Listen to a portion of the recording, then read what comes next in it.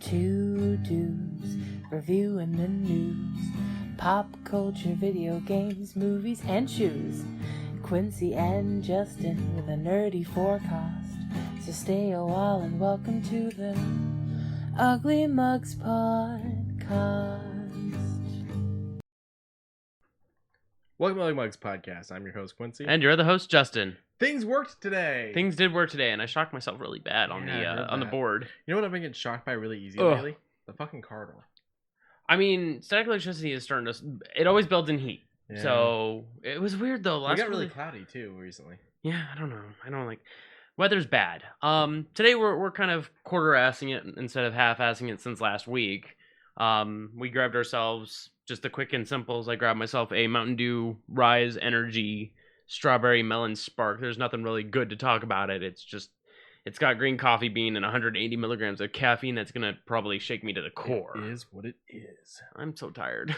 And then I just did a K-Cup, a normal Starbucks caramel one. Stole it from Lauren. I will give her another one later. But we also have something else of interest. I came across it at the store.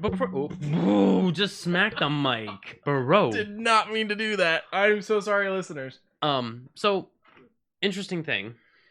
Crystal Pepsi came back about 4 years ago, would you say? It came back roughly 3 or 4 years ago. I drank the shit out of it. Crystal Pepsi is a pretty good Pepsi. It's okay. It'll do the job. It's weird, but it's a good weird. It's very refreshing when it's just like that ice cold, you know? Add a little bit more ice to it to make it that just great emanation. If you get that ice that you get only at like Cane's, then like that crushed, yeah. And then you add on top of it. Oh, it's so perfect.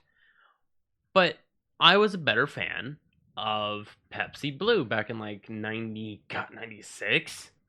When did Pepsi Blue come out?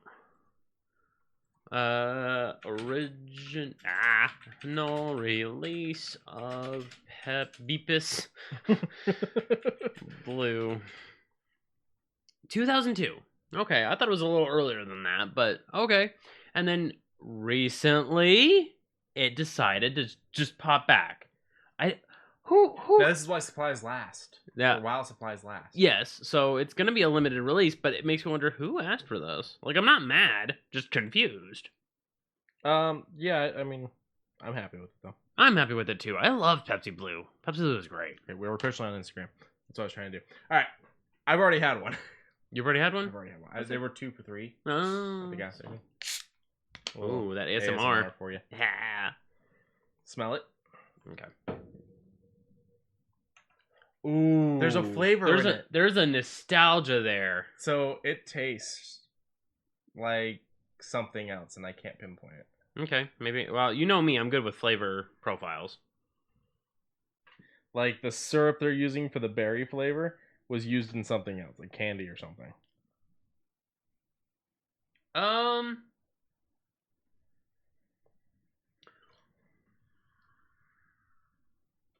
wonder if the sizzle makes it.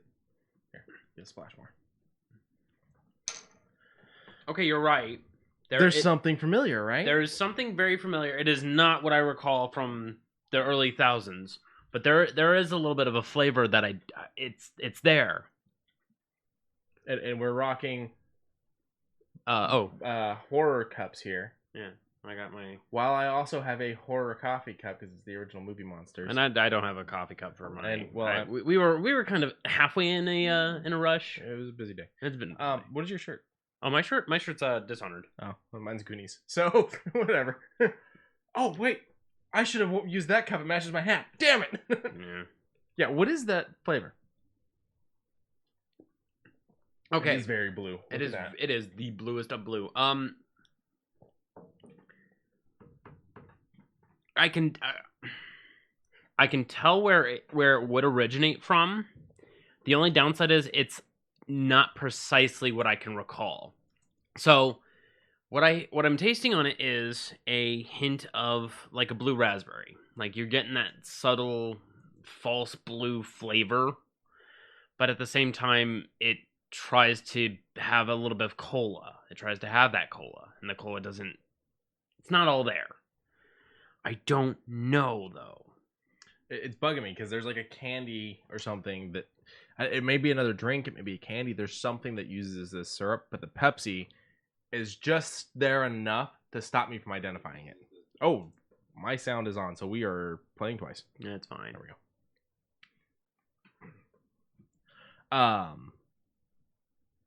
So I don't know what it is. I can't figure it out.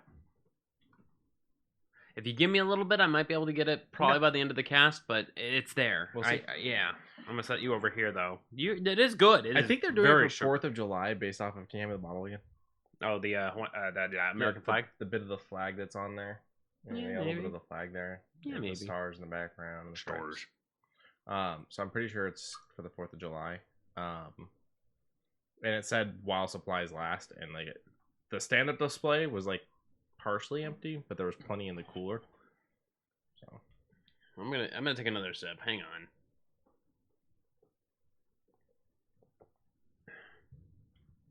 It's right there. It is right there. It's definitely not whatever Nuka-Cola Quantum tastes like. Yeah. The only downside is no radiation. Yeah. I would want the Darn. radiation. There was actually for like an event or something like that, they did one of the electric blue lemonade or something like that, Jones soda. Oh yeah. And Nuka-Cola Quantum bottles for an event. It's the fucking Jones. Is it Jones? It's a little bit like Jones. Which one? There's a couple. Yeah, there is. Oh come on! Don't put me all the way back there, you stupid. Chat says I don't think I've had many blue drinks. It always baffles me the weird colors I'm willing to put in my body. Like I hate the fact that I've never had an Ecto Cooler. Really? Oh wait, they came back for the remake. I don't think they're gonna do it for Aftermath. You don't think they are? I don't know. Oh what? Or Afterlife, not Aftermath. So there is one of these ordinary flavors. I want to say it's either the blueberry or blueberry pomegranate. Okay. Or even the blue bubblegum. Lauren's a huge fan of the blue bubblegum, but she did not like this. But that may be the Pepsi side of it. She may not like how they're mixing. Maybe. But I want to say it kind of gives me that Jones. They sell Jones up the street, and I will see if, maybe not for this following cast because of the move, but within one of the next casts, I'll pick up a couple Jones and we'll see if we can't identify it. Yeah. God, it is very good. Mm-hmm. I would go out of my way and purchase a couple of these. The only downside is, God, it's 138% of your daily intake of sugar. Yeah. Oof. Mountain Dew is maybe 5 points higher than that. Well, Mountain Dew disintegrates mice, so. Does it really? Oh, you've never heard that story? No. There's a guy that tried to sue Pepsi, saying he found a mouse in his Mountain Dew. And then they were just like, you're dumb. And they took photos of it and whatnot. And Mountain Dew, and Pepsi and Mountain Dew came back with, actually Mountain Dew would dissolve a mouse down to X amount over X amount of time. So for it to be on the shelves, it would have to be at this level of like dissolved. And so it's like, yeah, fuck you, dude, for lying and putting a mouse in. Wait, what? You put how long? Oh boy. I mean, I know that like Coke can clean like battery acid off of things. Battery corrosion and rust. Battery corrosion, rust, hair out of clogged drains, all that nonsense. I'm just like, oh yeah. I feel like with the hair, it's like the pressure because you have to get it to fizz up when you do it. Really? Yeah. Oh. I don't think just pouring it in there works. Oh. Have you seen those like instant plumber things where it's like the cylinder that you like stick on the pipe entrance and then you press press a button and it's okay. I think it's like those. I watched a TikTok of a guy though that did it but didn't have it right over it, so it shot the shit back up out of the sink all over him. And it was the Oh No song. Oh no. So let's go ahead and head into our affiliate over at Geek Grind Coffee. Great coffees at great value using our code down in the description or the coupon code JUSTH20 for 20% off your first order. As usual, they always have some great deals in case you're wanting anything from them that you've already used our code, but they'll always have great deals.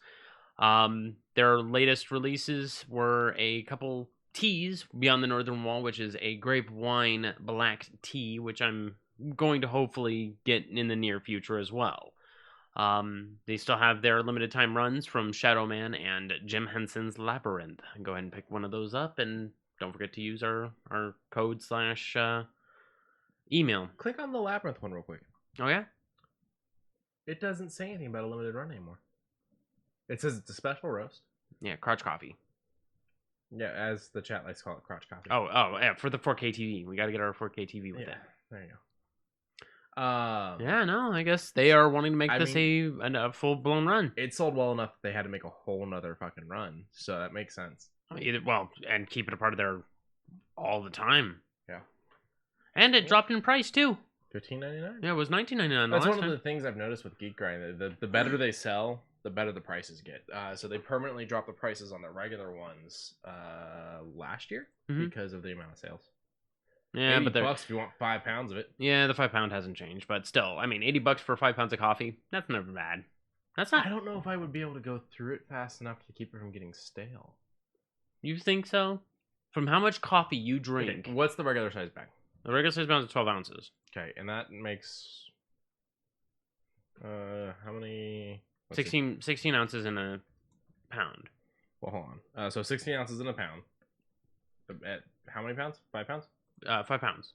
Okay, so that's so you save 70, no, 16 80 ounces? 32. No. 64. Hold on. 70, 80. So you're paying pretty much the same price. You're getting more for less. So in the price of 5 bags of these 12 ounces, you're getting the 5 pound bag.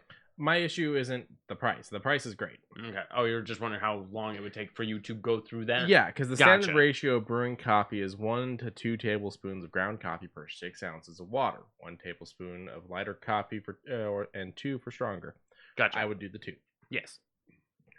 That 6 ounce measures to equivalent to 1 cup. The standard coffee maker does about 12 ounces or more. So you're averaging probably about 4 tablespoons per pot of coffee. How many tablespoons are in an ounce then? How many? I think it's tablespoons? Yeah. I think it's 1 tablespoon is 1 ounce. Okay, 1 fluid ounce is 2 tablespoons. So that's so I would be going through about 2 ounces of coffee every time I make a pot of coffee. 2 ounces of coffee. Wait, pot of coffee? A pot of coffee. Okay. Yeah, like a full pot. Okay. So 2 ounces. There's 80 ounces in the 5 pound bag. I would have to make 40 pots of coffee before the coffee goes stale. I think you might be able to. I could probably do it. Yeah. It sounded like a lot more. Okay. Because 5 pounds is not exactly light. Yeah. But think about it. Yeah, so just grab our link if you've already done it or if you want to use their discount code. But also, don't forget, we have a discount code. So you can grab that code. It's just H20. Yes. And every now and then we might tweet out another link because we have that ability. We do. So make sure you check out the Twitter and the Instagram because we might throw a Geek Grind link for you guys. I'm hoping. All right, let's move on to last week's movies. Boop. So first one up, the theme for this one was Angelina, where she began and where is she now? Yeah, it was a trip down Jolie Lane. Mm-hmm. First of all, what do you think of her as an actress? Putting aside what we watched, neutral, very neutral. I kind of liked her. Most of the roles I've seen her in, she's been very bland, a la Wanted, and I feel like Wanted had a weird hurdle to jump because have you ever read the comic? No. The comic and the movie are completely different, and this is one of those rare times you're gonna hear me say this. The movie's better. Really? The comic's weird. I mean, the movie's not exactly sane. So there's what it is like they're not just like regular people. Like you've got like a dude that's like part like ice person and shit like that. So you there's got a X-Men. scene, kind of. There's like a scene at the beginning where it's like this guy recording 2 dudes having sex, and a sniper shoots through the window, killing them because they're trying to kill him. And he slaps on some Spider-Man boots and gloves, which have suction cups, so that he can get away. And goes to fight the person and then gets sniped again. That's the beginning. Well, that and Wanted also at the very end. Spoilers for a movie. They kill off my favorite character. Oh, at the very end. Yeah. Kind of had to happen. Yeah. I know it did, but the way it handled it was. Bleh. So, Wanted is a Mark Millar comic. He's the same guy that did Kingsman, I do believe. The comic, Really? which is also different from the movie. And signed in the deal with Netflix to where he now makes comics for their shows, and they will make shows for his comics. And so the new Jupiter Legacy on Netflix, that is him. Nice. Okay. Yeah.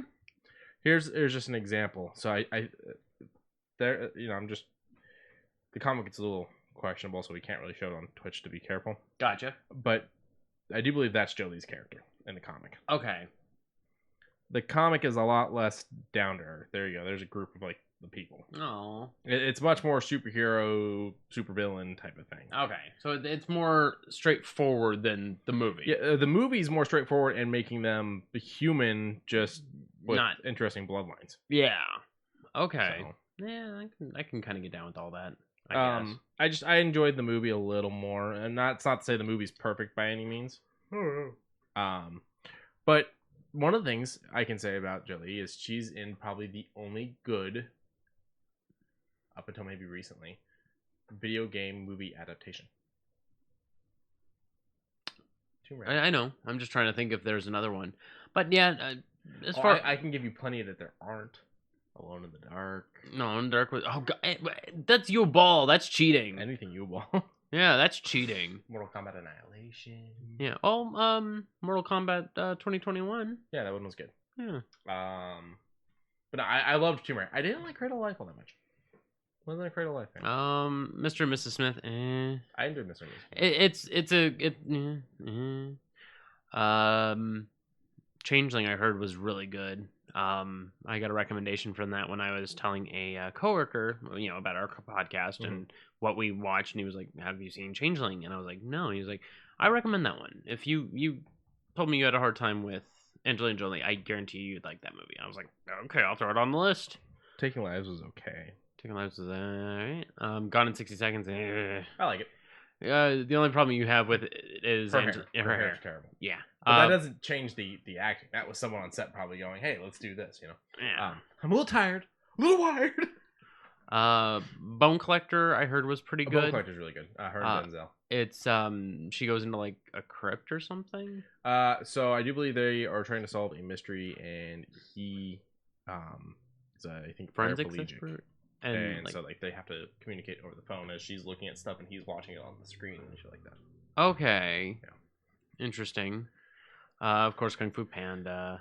I always forget she's in that because I watched the first Kung Fu Panda and then I kind of checked out. Mm-hmm. It wasn't for me. And then here's and there's all the way across. Like I don't know any of these. So you're kind of like she's got her good ones, she's got her okay ones, and then some that I've never even heard of. Guy Captain and the World of I don't remember her being in that. Granted, I barely remember that movie. So that's probably her right there with the eye patch, and I just don't fucking remember. Oh yeah, that is.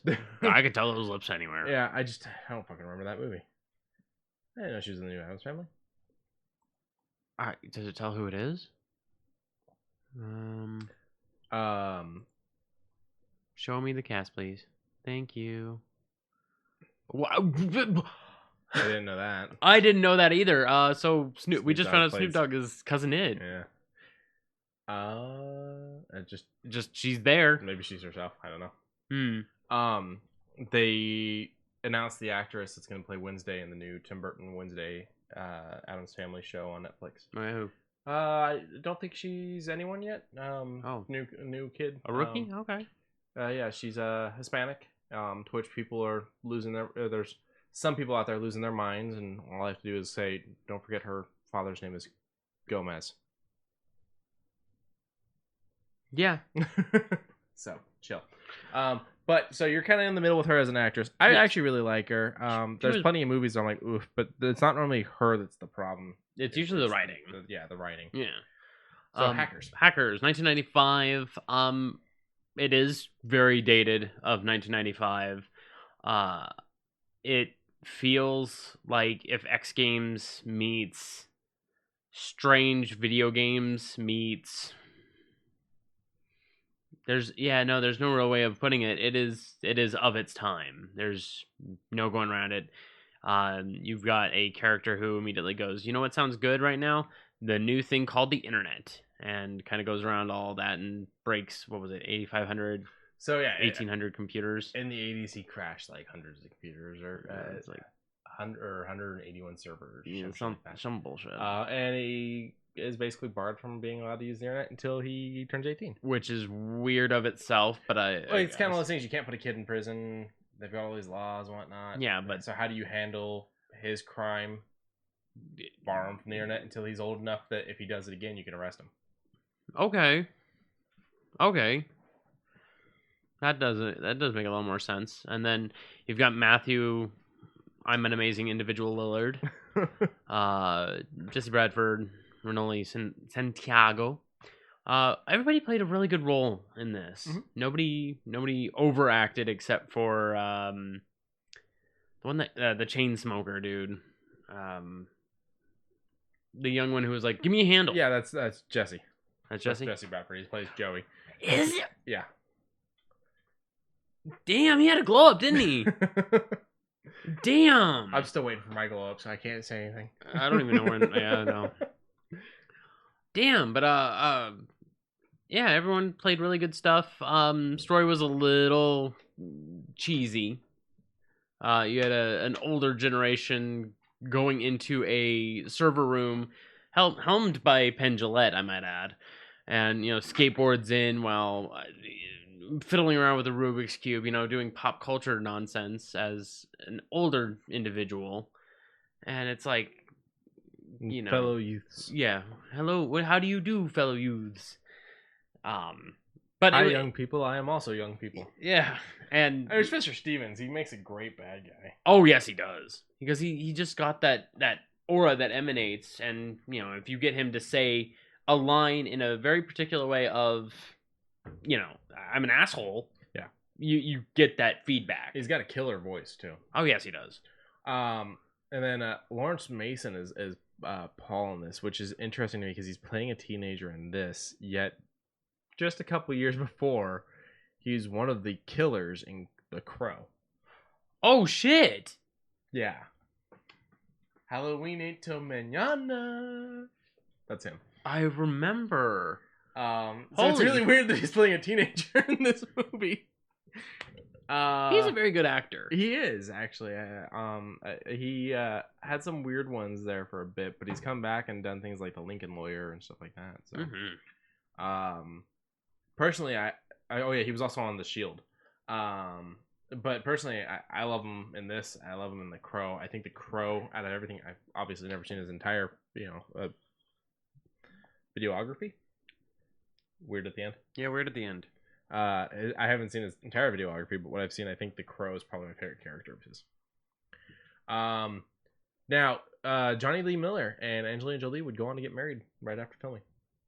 They were married for a couple of years. Good for them. I don't have anything. Yeah, it eventually ended, but of course. I mean, we already all know about Angelina. That's what it was. My brain went to Bennifer, and that's the wrong one. That is wrong. But let's head over to. I've got the Rotten Tomatoes already ready. Oh, good so stuff. If we can hit the regular ratings, then I've got the Rotten Tomatoes because I don't trust their site anymore. That's fine. 6.2 out of 10 on IMDb, a 32% on Rotten Tomatoes, a 46 on Metacritic, and 82 from Google users. A little low from the Google users this time around, but that's fine. As I've mentioned before, this is of its time. Has it aged well?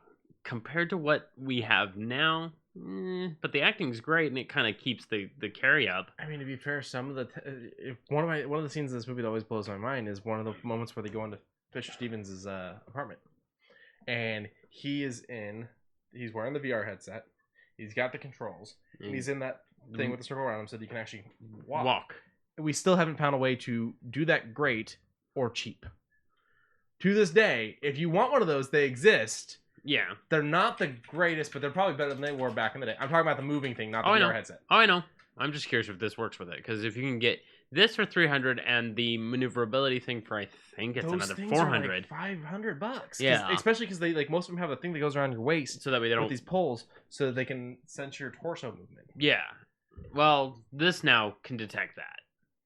Because the two sensors detect where your body is compared to where your head is.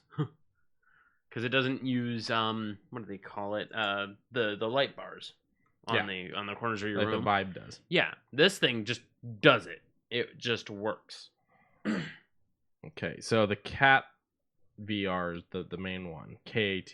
Yeah, and there's also a suit that you can wear that if someone pokes you in game or shoots you there, Yeah, I've heard about the feel thing. It like has like these little jabby things or like electrical pulses. Yeah. Which sounds like a big fuck no from me because I get shot too much in games. It looks like you have to place an inquiry. You can't actually get the price. I would actually like to do that in Resident Evil 8, which we'll talk about in a little bit, but what, get just zapped every time you get hit? Or all of a sudden you feel just nothing but numbness coming from your fingers. Let's see.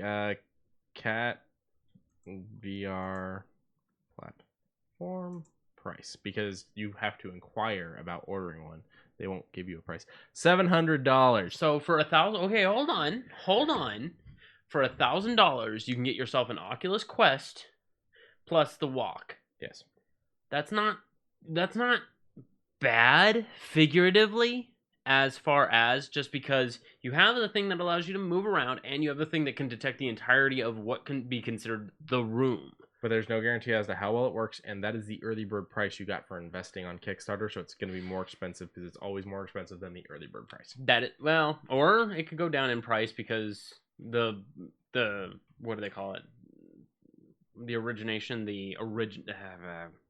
pre-order set one could be more costly because it's better hardware before the newer stuff comes out.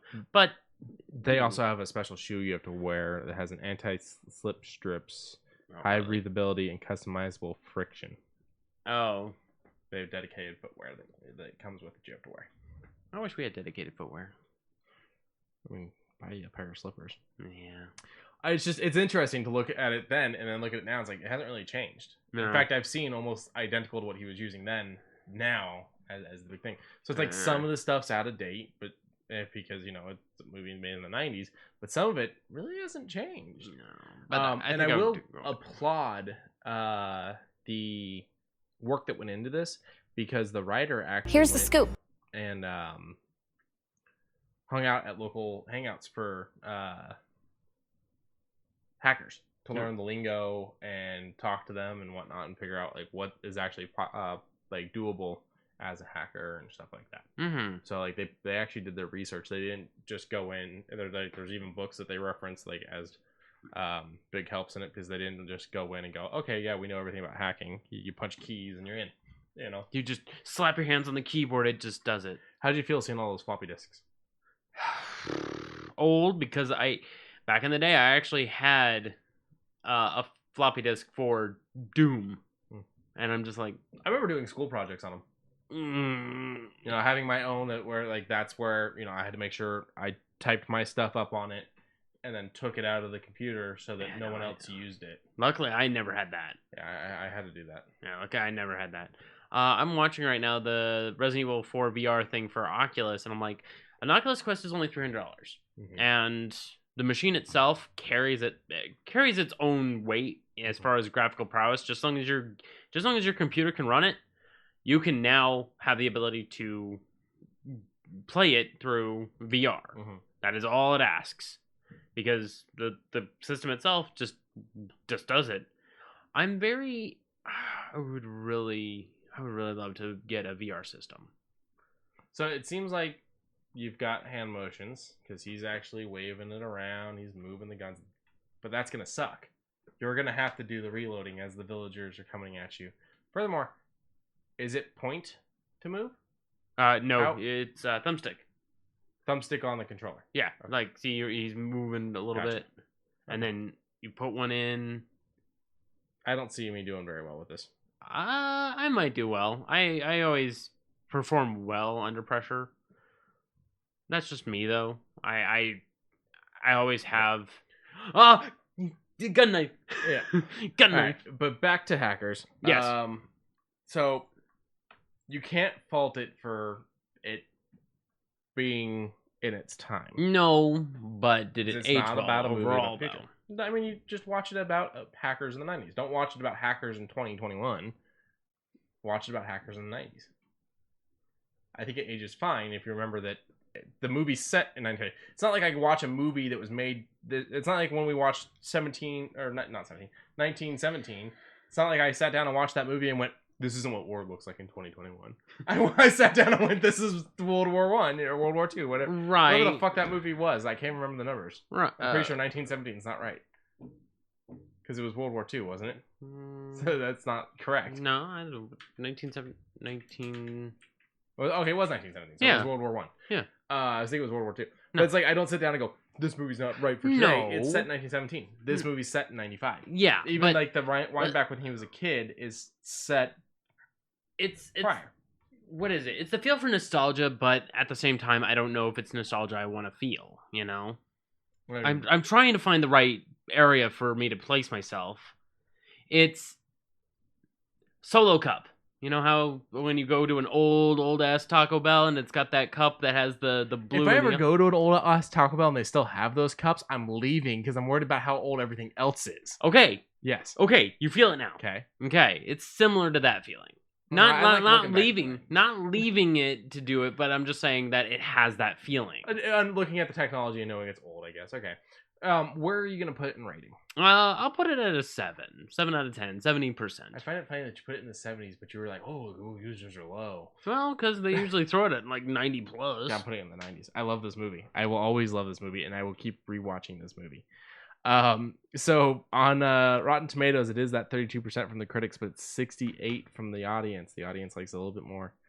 Not quite at your level. Right. Now, I am pulling up the critics because there's only 44 reviews, and so I want to find some of these bad ones.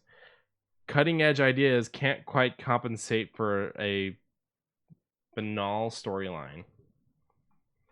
Banal. Banal? I don't know. I'm pretty sure banal. What the fuck is... Be careful banal? typing that into the internet. I know, right? So lacking in originality. Just say it Just lacks. say it fucking lacks in originality. Don't use some weird or Fucking cliche. Big words. Just Every call it- kid got a floppy disk as in primary school with our names on them. Okay, so no, socks with I never with got me, I would actually have to. The floppy disk was just to save my stuff at home. I'd have to print it up and bring it into school, because we weren't bringing in technology into school. That was a big no-no.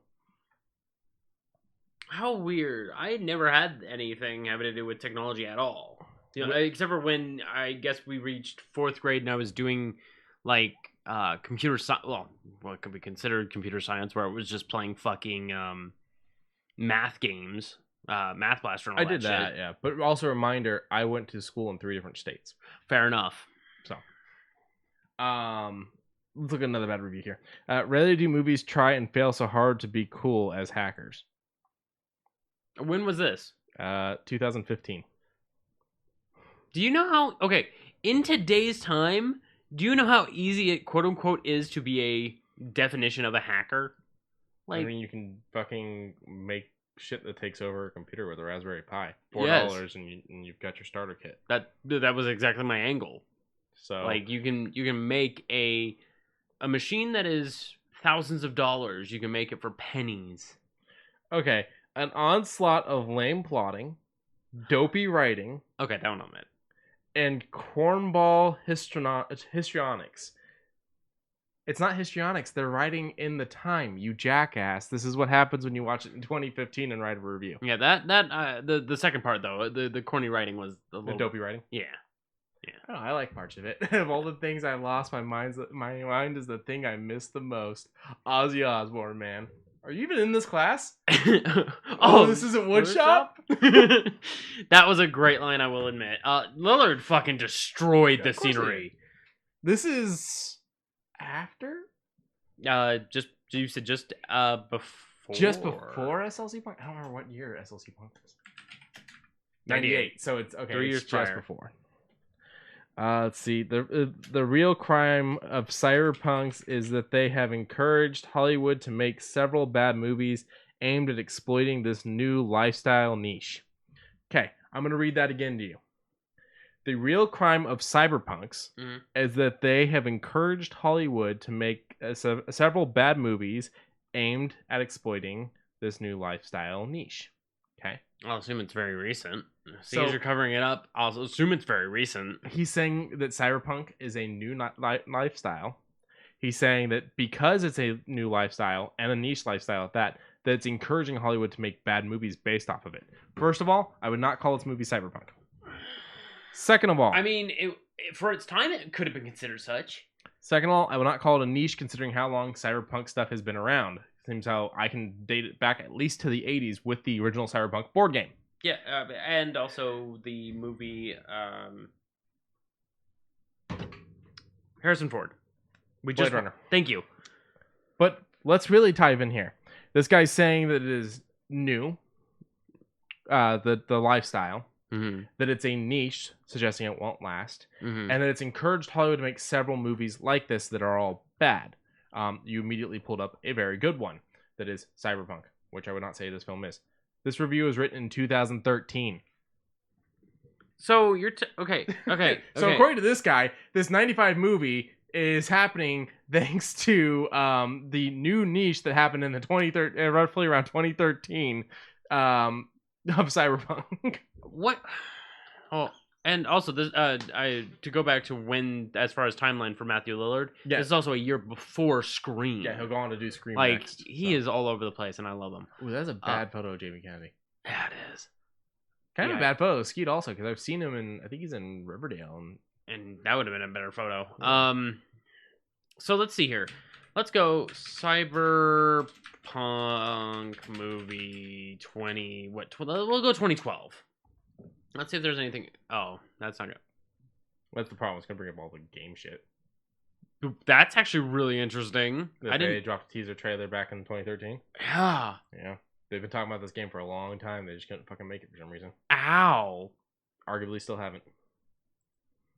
Ow. All right, we're gonna use Games Radar real quick. Yeah. Thank you guys for putting this together. Okay, Matrix. That's cyberpunky. I will give you that. Sure. Which makes me now stop and go, holy shit, Keanu Reeves. Yeah, all right. RoboCop.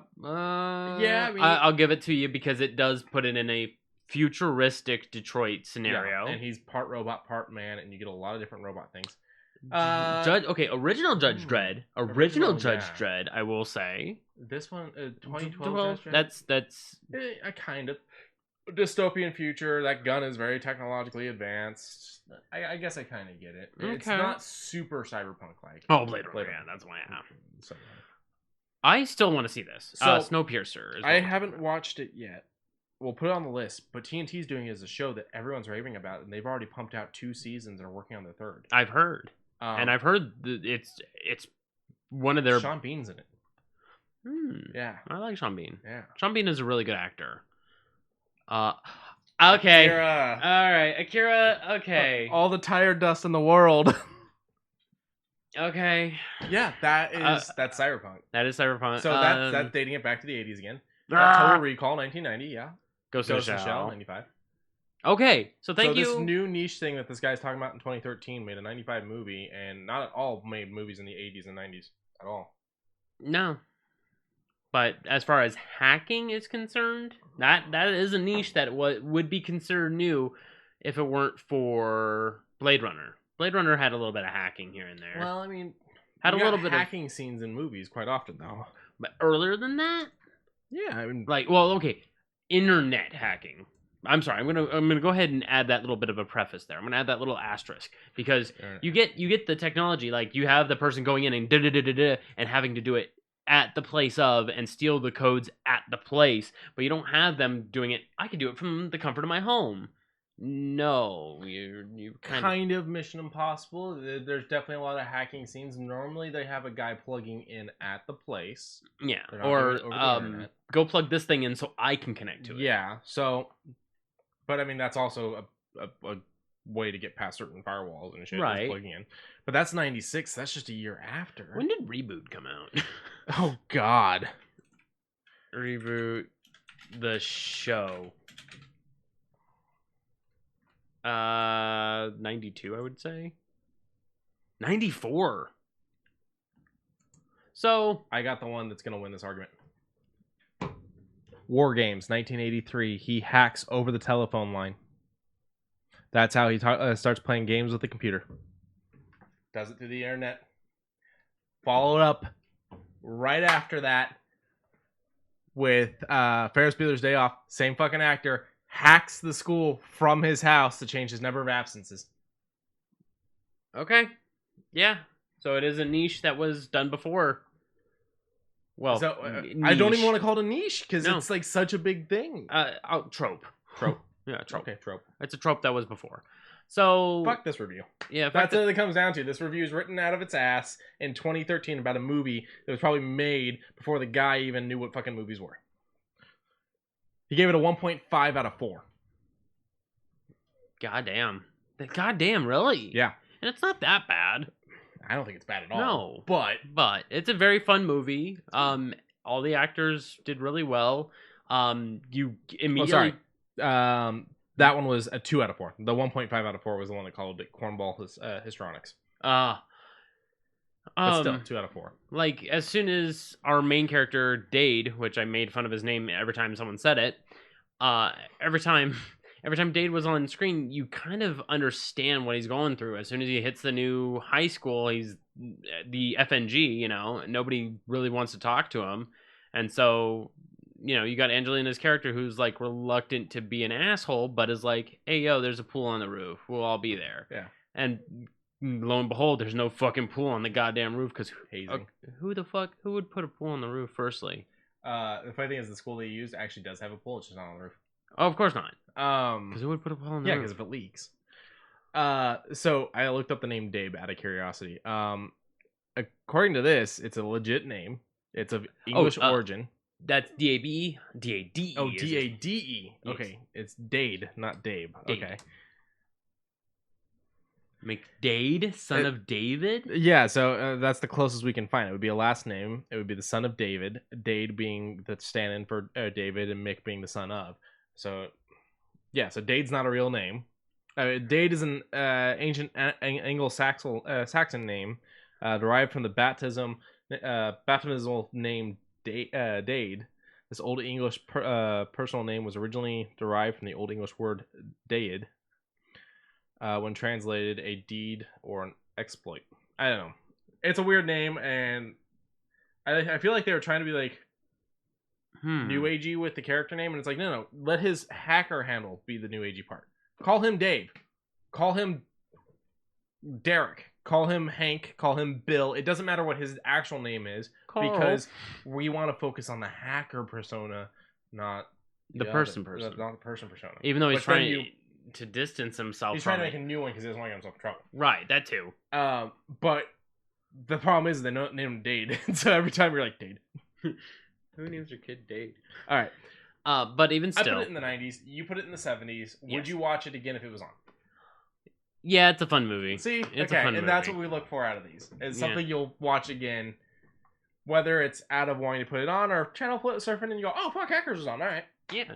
You know? Yeah. Like most people are going, channel surfing. Yeah. You guys are on streaming services? I still pay for cable and streaming services. Don't judge me. Yeah. Oh, yeah. And you All still channel surf. I still channel surf. Sometimes there's just not anything on. And you wash dishes and you're like, what's good on the background? That's the other thing. Is like when I'm doing stuff around the house, I gotta put on something that I'm not gonna sit there and focus on. Right. All right. Next movie, Angelina Jolie's newest film. Yeah, this is the latest and greatest. Those Who Wish Me Dead. Yeah. Based off of a book. Based off of a book, went straight to HBO Max, and I was and theaters. And theaters. I went into this with very low expectations. The only reason why I say it like that is because the plot, when you gave me the synopsis, I was already like, you know, because I was going off of what IMDb had, because the trailers mostly show people in Blaring Woods being hunted by two people, and it's like, I could say that, but I want to give you more of what the story is at its core. Right. And so I was going off of what IMDb had, and I still feel like that wasn't enough. Right. And then at the very beginning, I immediately got locked into her character, and I kind of feel like the first 40 minutes were kind of both too long, but not condensed enough. Yeah, you know? so like they should have focused on her character arc and why she felt the way she was, why she was in the tower. Yes. And they should have focused on the bad guys and why they're doing what they're doing. Right. They kind of jumped back and forth with those, which kind of hurt it a bit. Yeah. And they kind of kept repeatedly telling us why she's having issues. Like, they didn't want to tell us, but they were telling us in flashbacks so that we still kind of got an idea. And it's like, just tell us or don't tell us. Yeah, and then when we finally know about it, we're like, we already know. We don't need to hear about it again. Mm-hmm. And then we realize that her character just kind of is over being a drop individual and just wants to be in a quiet place, but she doesn't want to be in a quiet place. She's got the hero in her. It's just she's failed as a hero in the past, and it's really hurt her. Yeah, but then it's like, I need quiet, but I don't want quiet. Is there a toilet in this place? No. Why am I here? Oh, I guess I'll just keep an eye out.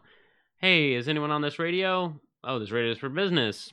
You know, and she's now just starting to throw cards into a hat kind of thing, where she's like, what do I do now? You realize people do that on Twitch and get thousands of viewers? Yes. And I'm sitting here with like 20 decks cards going, nah, I ain't gonna do it. It takes one little setup area, and you just trying to get it in that little slot, and people will watch and chat with you for hours. So we would do bored as kids in the fucking motel while it was raining outside. Yeah. Kids nowadays even know what it's like to be in a motel while it's raining outside? That's still a thing, or does everyone's parents just do private jets everywhere? now that switches exist, cell phones exist, right. You've got technology. The double A's would die, and the remote at the fucking motel had a screw in it that you couldn't undo. Really? So you couldn't take the double A's out. Wow. Wow. I'm old, apparently. You're older than me. What the fuck? I am older than you, but I've never on more road trips. Yeah, I've driven from one end of the country to the other. So it's got Angelina Jolie, John Berthenol, Aidan Gillen as a marvelous villain. Killed it as a bad guy. You know, the only thing I can think of at the top of my head that he's in is Dark Knight Rises. He's the CIA agent at the beginning that, spoilers, Bane kills. He's in the Peaky Blinders. I've only watched the first couple episodes. Keep watching. Well, I also stopped halfway through season 1, so I got nowhere to really say. Well, the current season's up in the air, too, which kind of sucks. Yeah. He was in Shanghai Nights. That's right. He's the bad guy in that, I think. He's just not nearly as good as a bad guy in that one because of the writing. Yeah. There's a lot of interesting things here. 12 Rounds. Did you watch that movie? No. John Cena's second outing as a lead man in acting. Really? Yeah, after the Marine. It had a really cool concept that they didn't use. Really? So he's a cop that put a guy away, and the guy is now broken out of prison, and he's going to make Cena's character go through 12 rounds to save his girlfriend. Oh. 12 rounds of like bullshit to save his girlfriend. And then they like a game show-esque, or kind of. I mean, there are things that are going to kill Cena if he's not careful. Okay. Yeah, they get rid of it like 2 rounds in. Oh. Maybe a couple more than that, but they very quickly get rid of it. And then they made a sequel with Randy Orton. Oh no. And the third one with Dean Ambrose. I'm assuming WWE owns the fucking thing. Yep, they sure do. I didn't know that Dean Ambrose acted. Are you fucking kidding me? I like Dean Ambrose. Well, now he's known as John Moxley. I love him as Moxley. As Ambrose, he was goofy. Oh god, I threw my voice out on that one. Oh yeah, you can't be what's his name? The announcer. I can't think of his name. Isn't his name Justin too? Yeah. I just can't think of his last name. Yeah. So I gotta look this up. I gotta see like what his real name is. He's Jonathan David Good. Oh, you're talking the announcer? No, Dean Ambrose is. Dean Ambrose is Jonathan David Good. I'm trying to find out about as an actor. Yeah, I would say just there you go. There we go. IMDb his name. I mean, most of it's going to be WWE's stuff because that you're marked as an actor for that shit. Yeah. Same thing with AEW.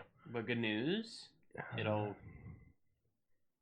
It's all WWE. Yeah, it's all CZW. CZW. Wow. IWA. So I'm assuming this is his one acting role. Maybe. So it's looking like. Go up slow. Keep going. There's the 12 rounds. which Countdown. was 2015. What is Countdown? Is that a pay-per-view? He's Dean Ambrose in it, so he might be. Ah. I don't know. It's a movie. Okay. With Dolph Ziggler? Dolph Ziggler. I kind of want to watch that. Just it's because. It's not going to be good. Okay, Nick talk. Namath. Hold on. Nick Namath. Is that the wrestler? Oh. Is that Dolph Ziggler? You might recognize it. Yeah. Okay, so it's, Nick Namath is Dolph Ziggler. Yeah, I was like, that name sounds familiar, but it wasn't clicking with me. But no, I would love just to watch this movie just because I like Dolph Ziggler. Okay. He's the only WWE superstar I care about right now. Even though care about because you're not counting people that currently aren't superstars that you may care about. They just aren't doing WWE stuff. Yes. Okay. I was gonna say because there's Batista, there's The Rock. Yeah, they're not in the WWE. Like, The Rock every now and then shows back up. Does occasional thing. Let me put it like Lauren about this. This is gonna blow her mind. Yeah, I would love to watch these just to watch them. The first one was very promising, and then it kind of fell apart really quick. And I didn't watch 2, and I didn't. Do you want to do a night of 12 rounds and then the countdown? We could do that. Yeah, I would say the other one to put with 12 rounds would be the Marine, unless you've seen it. I have not seen it. Okay, because that's Cena's other one. Really? Yeah. Okay. We can do a John Cena night. That one, he's like a Marine stops to get gas, and the bad guy from T2 and his cronies are coming through. Like the actor that plays the bad guy. Yeah, I know. But I love him. He is great. He even does one of his T2 lines in the movie. Does he really? Yeah. And so they like kidnap his girl to hold her as a hostage, and then they have to like truck through the Louisiana swamp as this Marine is hunting them down. Oh, that's awesome. Oh, that is great. Basically, John Cena's movies are reasons not to marry him because you just get kidnapped. Yeah, I know, right? But during T2, apparently he just kept making Arnold Schwarzenegger laugh. That was just he was just having so much fun on set, to the point where the director was like, "I need you to be serious for all of your scenes." He's like, "Oh, okay." And when he had to commandeer the vehicle for the first time, he had that stoic face, the grind face, and he was like, "I want more of that." And he's like, "I farted in that cab." Yeah, so he did the Marine, and then they did like several sequels to the Marine. They did the Marine 2, 3, 4. There's 6 of them. 5, 6. Hold on. Is that it? Stop. I think that's it. All right. So, but I think this is another thing where it's like, the studio that owns it just want to keep doing it. So this one has Ted DiBiase Jr. Ted DiBiase. I think it's another one of WWE. The Miz. The Miz is in number 3. Oh no, The Miz is not a Marine. I'm sorry. Who's number 4? Number 4 is The Miz again, but this time has Melissa Roxburgh. Roxburgh? Roxburgh. Number 5 has The Miz again. Okay, so it seems like The Miz is the reoccurring character for these. And then number 6 is The Miz again. I can't believe they got The Miz to make fucking so many of these. Oh, and Shawn Michaels. Wow. Interesting. It looks like he's playing a villain. Yeah, we can do a night of WWE movies or something. Yeah. Okay. Marine was okay. It still wasn't great. Yeah, you guys pick whatever. You look at all the roster and you either the best. You've already seen the one with Stone Cold, right? Yeah. Okay. Yeah, I remember with the bomb ankle bracelets. Guess you could say that with so many movies, it's hard to miss him. Thank you, Socks, for that. I remember when he was on this. What was it? This Real Life. This Real Life, and then Tough Enough, and then made it into WWE. And made it straight up. He actually managed to roll over into it. And then at the time, SmackDown was on Sci-Fi, so he guest starred on an episode of Ghost Hunters. Did he really? Mm-hmm. Good for but him. He wasn't really the Miz. He was his real self. So it's like he's talking to the people the whole time. He was and actually got Michael something or other. Yeah, he was the Miz, but he was being himself. Mm. And so he actually got 2 of the investigators in trouble because they were talking too much. And so like the head of Ghost Hunters was like, "It's kind of hard to hear shit when you guys are talking all the time." Because like they're asking him all these questions about like, what's it like to be a wrestler? What do you have to do to get into it? Is it hard to get into it? I'm doing my job over here. Okay. What happened So- off here, boss? I don't even know how we got here. How did we get here? We were talking about those who wish me dead. Yeah, and then The bad guy in it. Okay. And then an ice cream truck outside. And the ice cream truck. All right. And then Nicholas Hoult, who we know from Mad Max Fury Road. Mm-hmm. All shiny. Witness me, Meg! And then randomly Tyler Perry for, 2 minutes? For 2 minutes, and it's undescript on... That's what we all had a problem with. We don't know the main conflict of this. We know what it is, we just don't know what it's about. Kinda sucks. But that's okay. Yeah, we never get the final answer on what all's going on. We're pretty sure. And then there is a character that dies in it that was kind of like, really? You didn't have to kill him. This is another one that I'll probably go through just like with The Foreigner. I'll probably eventually get the book, sit down, look at the book, and I'll come back and assess the situation. The ratings for this, however, are as follows: 6 out of 10 on IMDb, 60% on Rotten Tomatoes, 58% on Metacritic, and 73 through Google users. Where are you putting it? I'll probably put it with everyone else about 70s-ish. It's a good movie, but it's a little all over the place. Fire looked good. Yeah, the fire looked good, which CGI fire is hard to do, and I'm sure a lot of that was real, but the fire looked good. Yeah, fire looked good. The Aiden Gillen and Nicholas Hoult did very good as a duo of bad guys. Their scenes with John Berthenol, great. John Berthenol did a pretty good job just being a nice sheriff, trying to keep the peace in his lovely town. The one who played his wife, I don't know if it's wife, girlfriend, and I'm not gonna go throwing any accusation. Yeah. Did really well. She was one of the best fucking characters. That was one of the best scenes. And then you head over to Angelina Jolie and Finn Little, who plays the boy that she's trying to protect. He acted his ass off. He acted his ass off, but Angelina was like, "You got to do this. You got to do this." It doesn't do any of those things. Yeah. And it's just like, you're trying to be a safety instructor / trying to get someone to safety, but you're not doing anything that you're trying to teach. So the audience liked it a little bit more, putting it at an 85 on Okay. Rotten Tomatoes. That's fine. Now, quick bad review, because I like to find these bad reviews and poke fun at them. Okay. If you promised us Angelina Jolie fighting fires in the first act, that promise had better go off in the third, and it doesn't. No, they told us that she was going to be in a firewatch tower where you watch and report fires. So... Now, having played the game and watched this movie, just play Firewatch. I mean, they're completely different, but they okay. are completely different. But if you went in expecting something like that, is what I'm saying. Is just go play the game. The game is amazing. Has a great narrative. Very slow. Very somber. It tells two stories, if that makes sense. Another one. The strengths of this film that come from the solid cast and strong cinematography are weakened by writing that is both uninspired and full of holes. How much the film can be enjoyed depends on how much those loose threads can be ignored. Full of holes, I wouldn't say so much, because when you say full of holes, I'm assuming like there's things that fuck up the story. But lacking information, I will give you. Like, okay, the toward the very beginning, when they're locking down the individuals and they handle half of the job and the other half is kind of doing cleanup. That little bit of cleanup got a little bit more dirty. I'm not wanting to spoil it because it's actually it's still a good cohesive story. Still enjoyable. But trying to clean it up gets more dirty, and then John Berthenol's character comes up on it and goes, but why? And then begins to put more pieces together, and then the villains have to do even more to try and clean up. I'm going to put it high 70s, low 80s. Yeah. It definitely doesn't, take...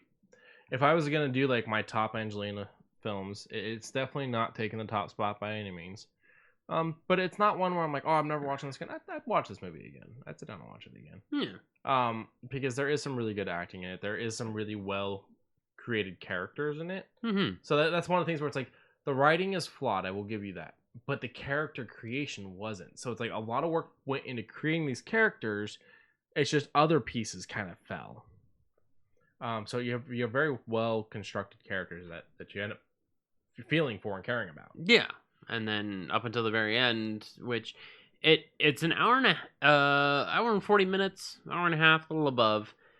It feels like it. It's very quick. It's not as long as I would have pictured. I would have liked a little bit more toward the survivalism aspect. Yeah, it kind of skips ahead that whole entire last like 15 minutes. It just goes, here's the problem. Problem's already over. Everyone's fine. I definitely expected more time, sunshines and kittens in the woods, and more time in the fire. Yeah. So, but I mean, it had to set up the beginning. I guess maybe what they could have done is found a way to condense the beginning to make the third act bigger. So yeah. All right. So that's our movie reviews. This week we will be watching 48 Hours. Nick Nolte and Eddie Murphy. Eddie Murphy's first film. Oh. Nick Nolte is a cop. Eddie Murphy is a criminal that he's got for 48 hours to help him solve a case. Oh. They did go on to make a sequel, but that's not what we're watching tonight. Instead, we're going to watch Midnight Run, which is De Niro, who is tasked with catching Grodin, I do believe his name is. Because he's like a bounty hunter type of thing. He's supposed to catch him. And those two end up kind of having to work together. So it's kind of that buddy cop thing without the other person being a cop, by force type of thing. Yeah, okay. The reason why we're watching Midnight Run is because the guy that's De Niro's partner in that actually just passed away. So it's one of Lauren's favorites for that actor, and so she's like, she wanted to do it, and 48 Hours worked really well with it, and I think you'll have a blast. Okay. I will be honest, I don't think I've seen Midnight Run. Okay. So this may be a first for both of us. Okie dokie. All right, let's delve into the beast of a breakdown and review. Warning! We are talking about Resident Evil 8 and the spoilers for such. That is Resident Evil The Village for anyone that doesn't understand. Yeah. I'm putting it out there. That's fine. This may be somebody's first Resident Evil game. Okay.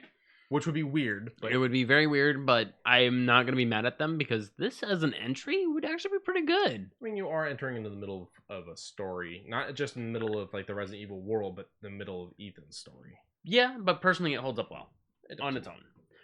So Resident Evil Village starts off strong.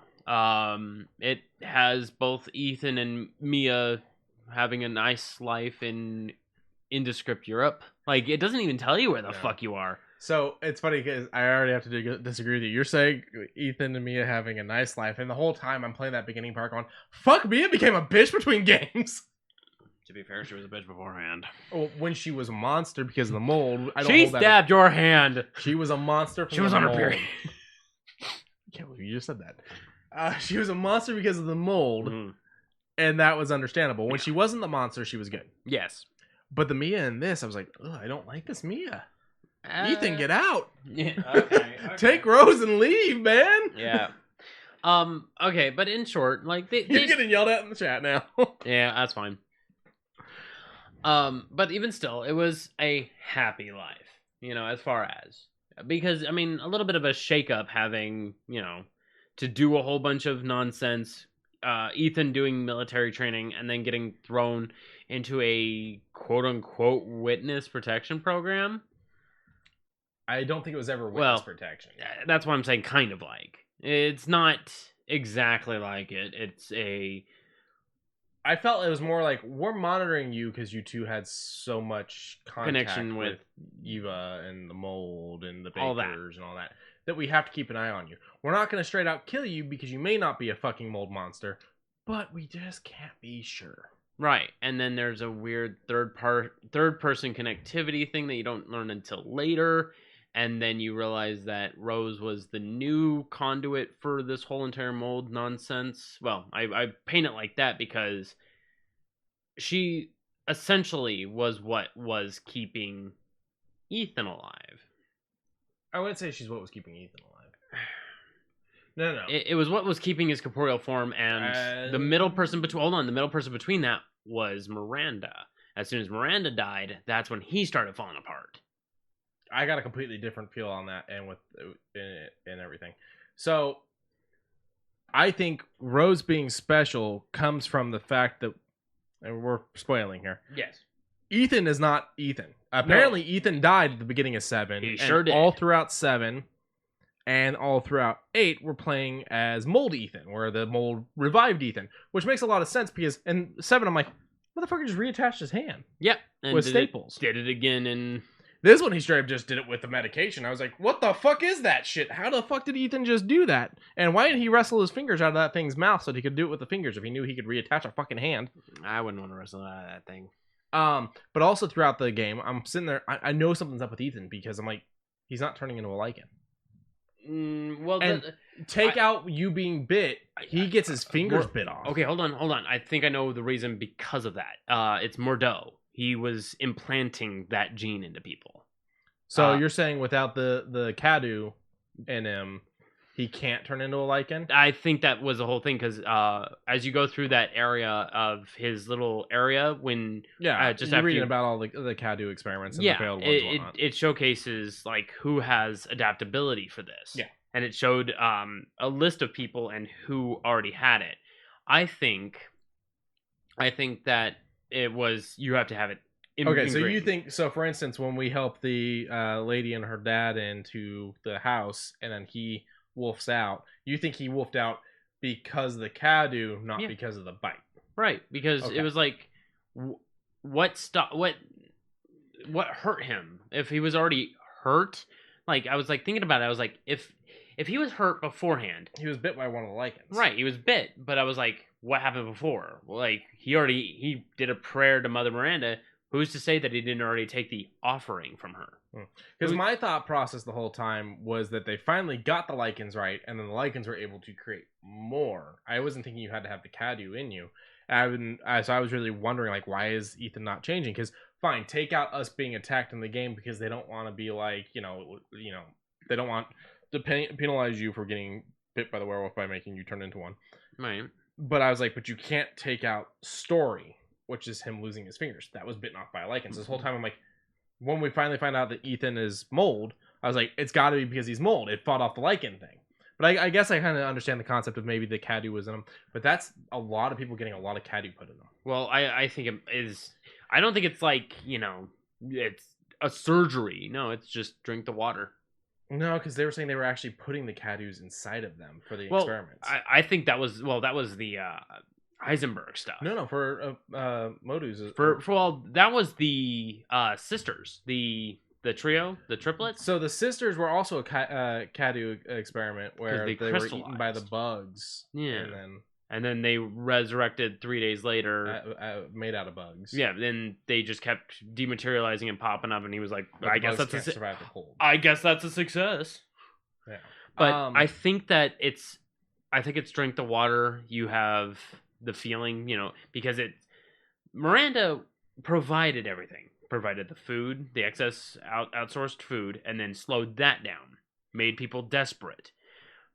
Drink the water starts getting bad. Everything makes sense. I figured everything getting bad was because of her successful experiments, and because of now you got Fish Bitch, who's making everything gross. Yeah, well, I didn't think that was Fish Bitch is making everything gross to experiment on them. I thought that was just Fish Bitch is gross and can't control when they turn into the fish. Hence, you read the whole thing about the guy getting eaten on the boat, and they do talk about in one of the experiments with that one that he can't control when he becomes the fish. Yeah, because he has no self-control. Mm-hmm. Yeah, that whole thing was kind of sad. I'm gonna be the best, Mama. I was like, oh, I kind of want to let you eat me. I'm the best. So, but okay, I guess I could. It seems weird to get the Cadus and everyone, but if they are able to do it through food and water, then fine, or voluntarily, fine.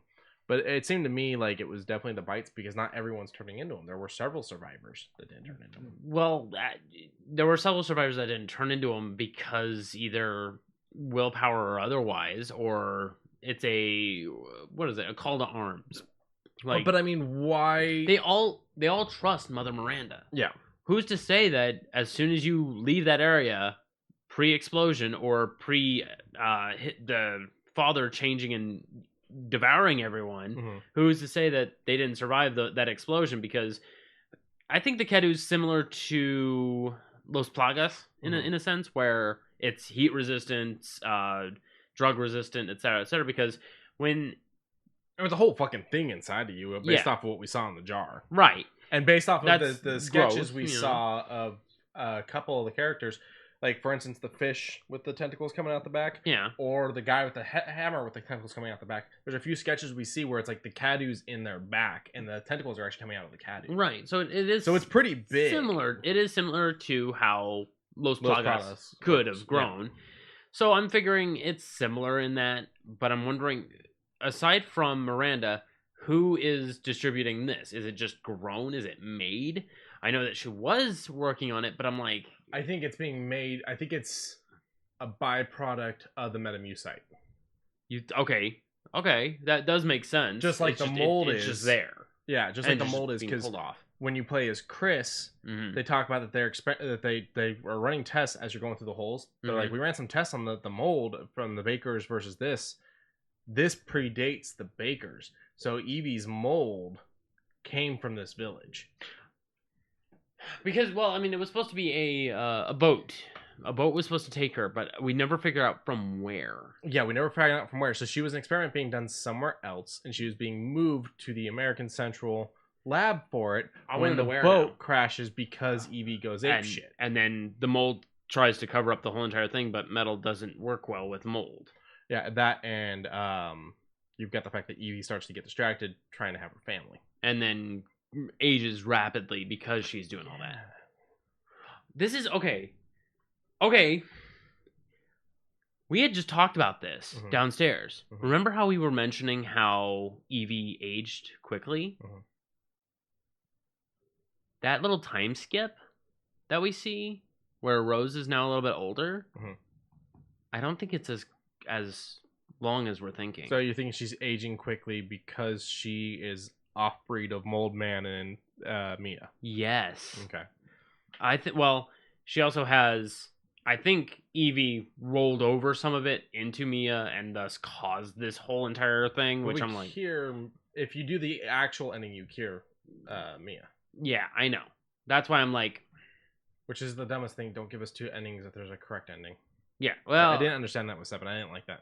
I mean, it's the Silent Hill 2 thing, where the dog was the villain the whole time. It was you? I mean, that's funny, though. That's funny, though, but it's canon, though. It's funny. It's funny, though. But I'm just saying that you get your mysterious ending, and then you get your actual ending. Okay. But so, I guess I get that. Okay, so and everything dates back to here, because we find Spencer's writings. Spencer was a medical school student that was, like, injured and sick, and Miranda took him in, and they had, like, somewhat of a friendship and whatnot. And then he took off to go make Umbrella with something he found in Africa, which makes me wonder, is that a early connection to 5? That is the plant that you find when you're rolling into 5. Okay. So then and that's when Tricell was trying to do it. And when you first go into this underground cavern and you find all these flowers that are growing without light or water, you realize, well, that's a bit weird, and you realize how much there is. Yeah, that's an immediate kill it with fire moment for me. That's a kill it with fire moment, but at the same time, it had regenerative properties. That's when you realize that it also has a stem of parasite that's not... It's idle until you raise it up, which created... Not Los Plagas, but the 145. I don't remember what they called it in that. I'll pull it up real quick. Okay. While you're doing that, I'm going to keep explaining. So with that, then you had the weapon runners, which involve Mr. Wesker, that one stylish woman, Ouroboros. That's right, the one who eats itself. And then you had the woman who worked with Wesker, and then I think he was also a weapons runner. I don't recall his name, but the one who has a voice actor that's similar to Meowth from frickin' Pokemon. I'm not sure. Yeah, but even still, it's been a while since I played that. It has been a little bit. And then you go through the whole rest of the game. You don't get too many names. You get Josh, the BSAA agent, who is pretty much your handler. Then you get... Is Ada in 5? I don't think Ada's in 5. Who's your partner in 5? Shiva. Okay, so I got a couple questions for you. Go. Chris is part of the BSAA in 5. Yes. Okay. 6 is about Leon. 6 is about technically everyone. Chris is in 6. I didn't play 6. Yes. So it's 4 chapters each where there are couples. Okay. One chapter where it is Chris and Piers. One chapter where it is Leon and Athena. One chapter where it is Wesker's son and Sherry Birkin. And then the 4th chapter I don't remember. Jake, thank you. And then the 4th chapter I don't remember. Okay. Is he part of the BSAA in 6? I don't remember. Because we don't find out what group he's part of in 7. All we find out is that the group he's part of is directly working with the new Umbrella Corps in 7. And then what I'm confused on is in playing 8, and maybe this is where my question is, and maybe where you can fill me in.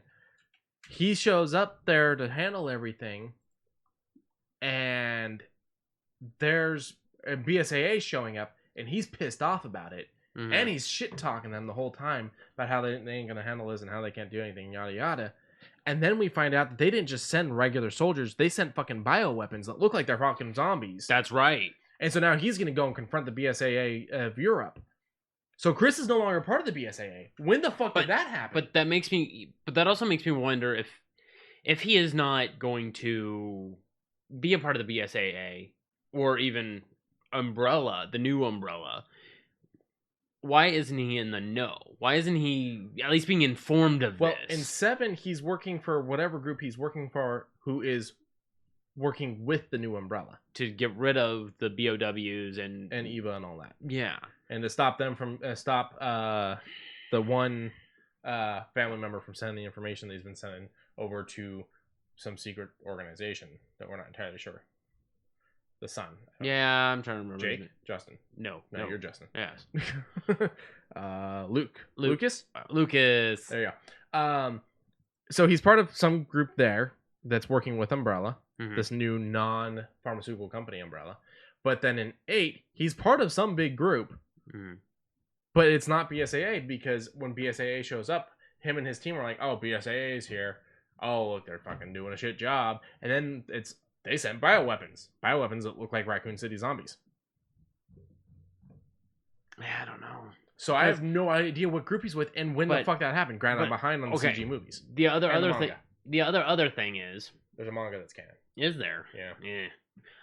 The other thing is, if they're sending in BOWs that are of alien looking, they have weaponry. They had guns, but they were getting dropped out. I think the concept is they are soldiers and then they die and come back and just keep coming.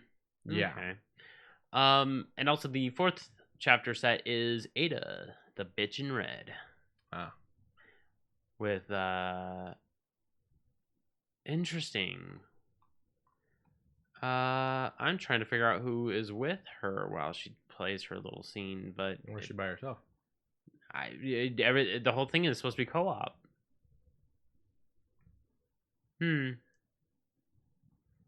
Yeah, but even still, I do like the agent. look. It's just a agent. Ada Wong in Resident Evil 6. The agent is the optional player co-op partner for Ada Wong. Yeah. Okay. It's been so long since I don't remember. I have to sit down and actually play 6 just for the story. I know it's not a great story, but I'm gonna have to do it. Yeah. Don't play it online. That is the only recommendation. Yeah. Are the servers even still up for it? It's probably. I think it's server side. So if you host it, people can join. I don't think it has any. They need to fucking do that with. I was just talking to my buddy James about this. You can't play Armia 2 anymore. Yeah, I liked Armia 2. It's a good game. Codebug and I played the first 2, and then when Devil Cartel came out, he checked the fuck out. That's what I hear about. I never got to that 40th one. Day was fun as fuck. I hear a lot of people check out on Devil's Cartel. I only played the first 2, so I didn't play Devil's Cartel. Yeah, original and 40th Day was 2 very good ones, and then when we were playing Devil's Cartel, I heard the big complaint with Devil's Cartel was that it gave you the option thing that 40th Day gave you, but made it seem like there was always a wrong option because someone would be pissed off. He was just having a hard time with gunplay. Like everything just felt stiff, bad. He was getting headshots, but they weren't going down. Gotcha. He was missing easy shots. Just a lot of gameplay issues. I was just having a hard time. I'm the run and gun. He's the tank. Mhm. It's always how we've handled things. And I couldn't do my run and gun. He had a hard time being a tank. It just felt uncomfortable. Gotcha. Back to Resident Evil 8, though. No, sit down. Good boy. So, first of all, we were talking about how we don't like his design. Turns out we're the obscure ones here, because the reason he looks like this is because when he shows up in 7, fans lost their fucking minds. They hated the way he looks, so this is more based off of 5 and 6. People did not like the way Chris looked in 7. Okay. So that's why he looks so different in this. Okay, sure. That was from fan complaint. Believe it or not, I actually like his design. Like, I like it. I just don't like how much it's changed. Yeah. But I don't mind. He doesn't look like Chris anymore to me. Yeah. I liked his look. I didn't like how drastically different he was when it's only been 3 years. But finding out that's because of how fans reacted, that's a different thing. Right. What'd you think? So the Duke, Lauren thought he was a bad guy. I thought he was a good guy. Oh, he was a bro the whole time. I went right in trusting the Duke. I fucking love the Duke, and I was correct that he was here to help you. Okay. The only reason why I knew he was a good dude, and the reason why I was like so stable on thinking that, was as soon as I entered his room in Lady Dimitrescu's castle, as soon as I entered it after being chased by Lady Dimitrescu, she just stopped following. I was like, you are a safe haven. You keep her at bay. What do you have that keeps her out? Like, there's something that you have. I was like, ugh. So I trusted him right off the bat. There's a couple things he says and does that make it sound like he used to work with the trader in 4. What are you buying? Ha ha ha! I knew an old friend that said that. So at one point, I was doing one of the labyrinths. I was doing the labyrinth in Heisenberg's place, which was the only labyrinth I struggled with. So I'm doing the labyrinth in Heisenberg's. And we keep hearing him make a weird noise. And Lauren's like, is that like him transforming when your back's turned, yada yada? And later on... He's falling asleep. Well, later on, I'm standing in the elevator. But I was doing something so that the game's just kind of on. And I look up just in time. He's reading the book with his cigar, and the ash drops off. And he's like, oh! That's what it is. He's burning himself because he's so into his book. The ash from his cigar falls on him. He's like, oh! That was the noise that she kept hearing, that she thought maybe he was burning something. But he's not human, though, because there is a line with Ethan where he goes, Duke, what are you? And he laughs, and he's like, even I don't know that, Mr. Winters. Yeah. I have a couple complaints about Ethan's a bitch throughout the majority of this game. It takes a while for Ethan to start being cool. He's kind of a whiny bitch. Oh my god, like he's never experienced this shit before, but he even goes, oh, this shit again. And he's apparently had military training for the last 3 years, so stop acting like you don't know how to fucking do anything. Well, stop being whiny. Yeah, I can yeah, he is a little bit of a bitch, but he does take it. As soon as he gets the pistol, he does the full rounded check. He checks and sees if he's given a full fucking gun, checks and sees if it can jam, does a clearing, and then he watches the old man get carried away, and it's like, well, bye. That's all cool, but then you literally 5 minutes later, he begins to complain about getting his fingers bit off, and I mean, yeah, you got your fingers bit off. That's fine. Complain about that. Yeah, complain about that. But it's just there's so many moments where he's like he's like having mental breakdowns about seeing scary shit. And it's like, dude, you've dealt with mold monsters. Then there's the other side of having the breakdown of trying to stop the daughter from going back for the father. That part, I will admit, made him seem a little more human, but at the same time, it's like that scene pissed me off. When she went back? When she went back, it pissed me off. I was like, I'm seriously not going to save anyone in this village, am I? Everyone's going to die, and everyone dies. Yeah. No one makes it out of that village. But that brings me back to why I take issue with it's in the water concept. Because after the guy gives you the pistol, and then the Lycan grabs and whatnot, and you fall into the basement, there's a shit ton of bodies.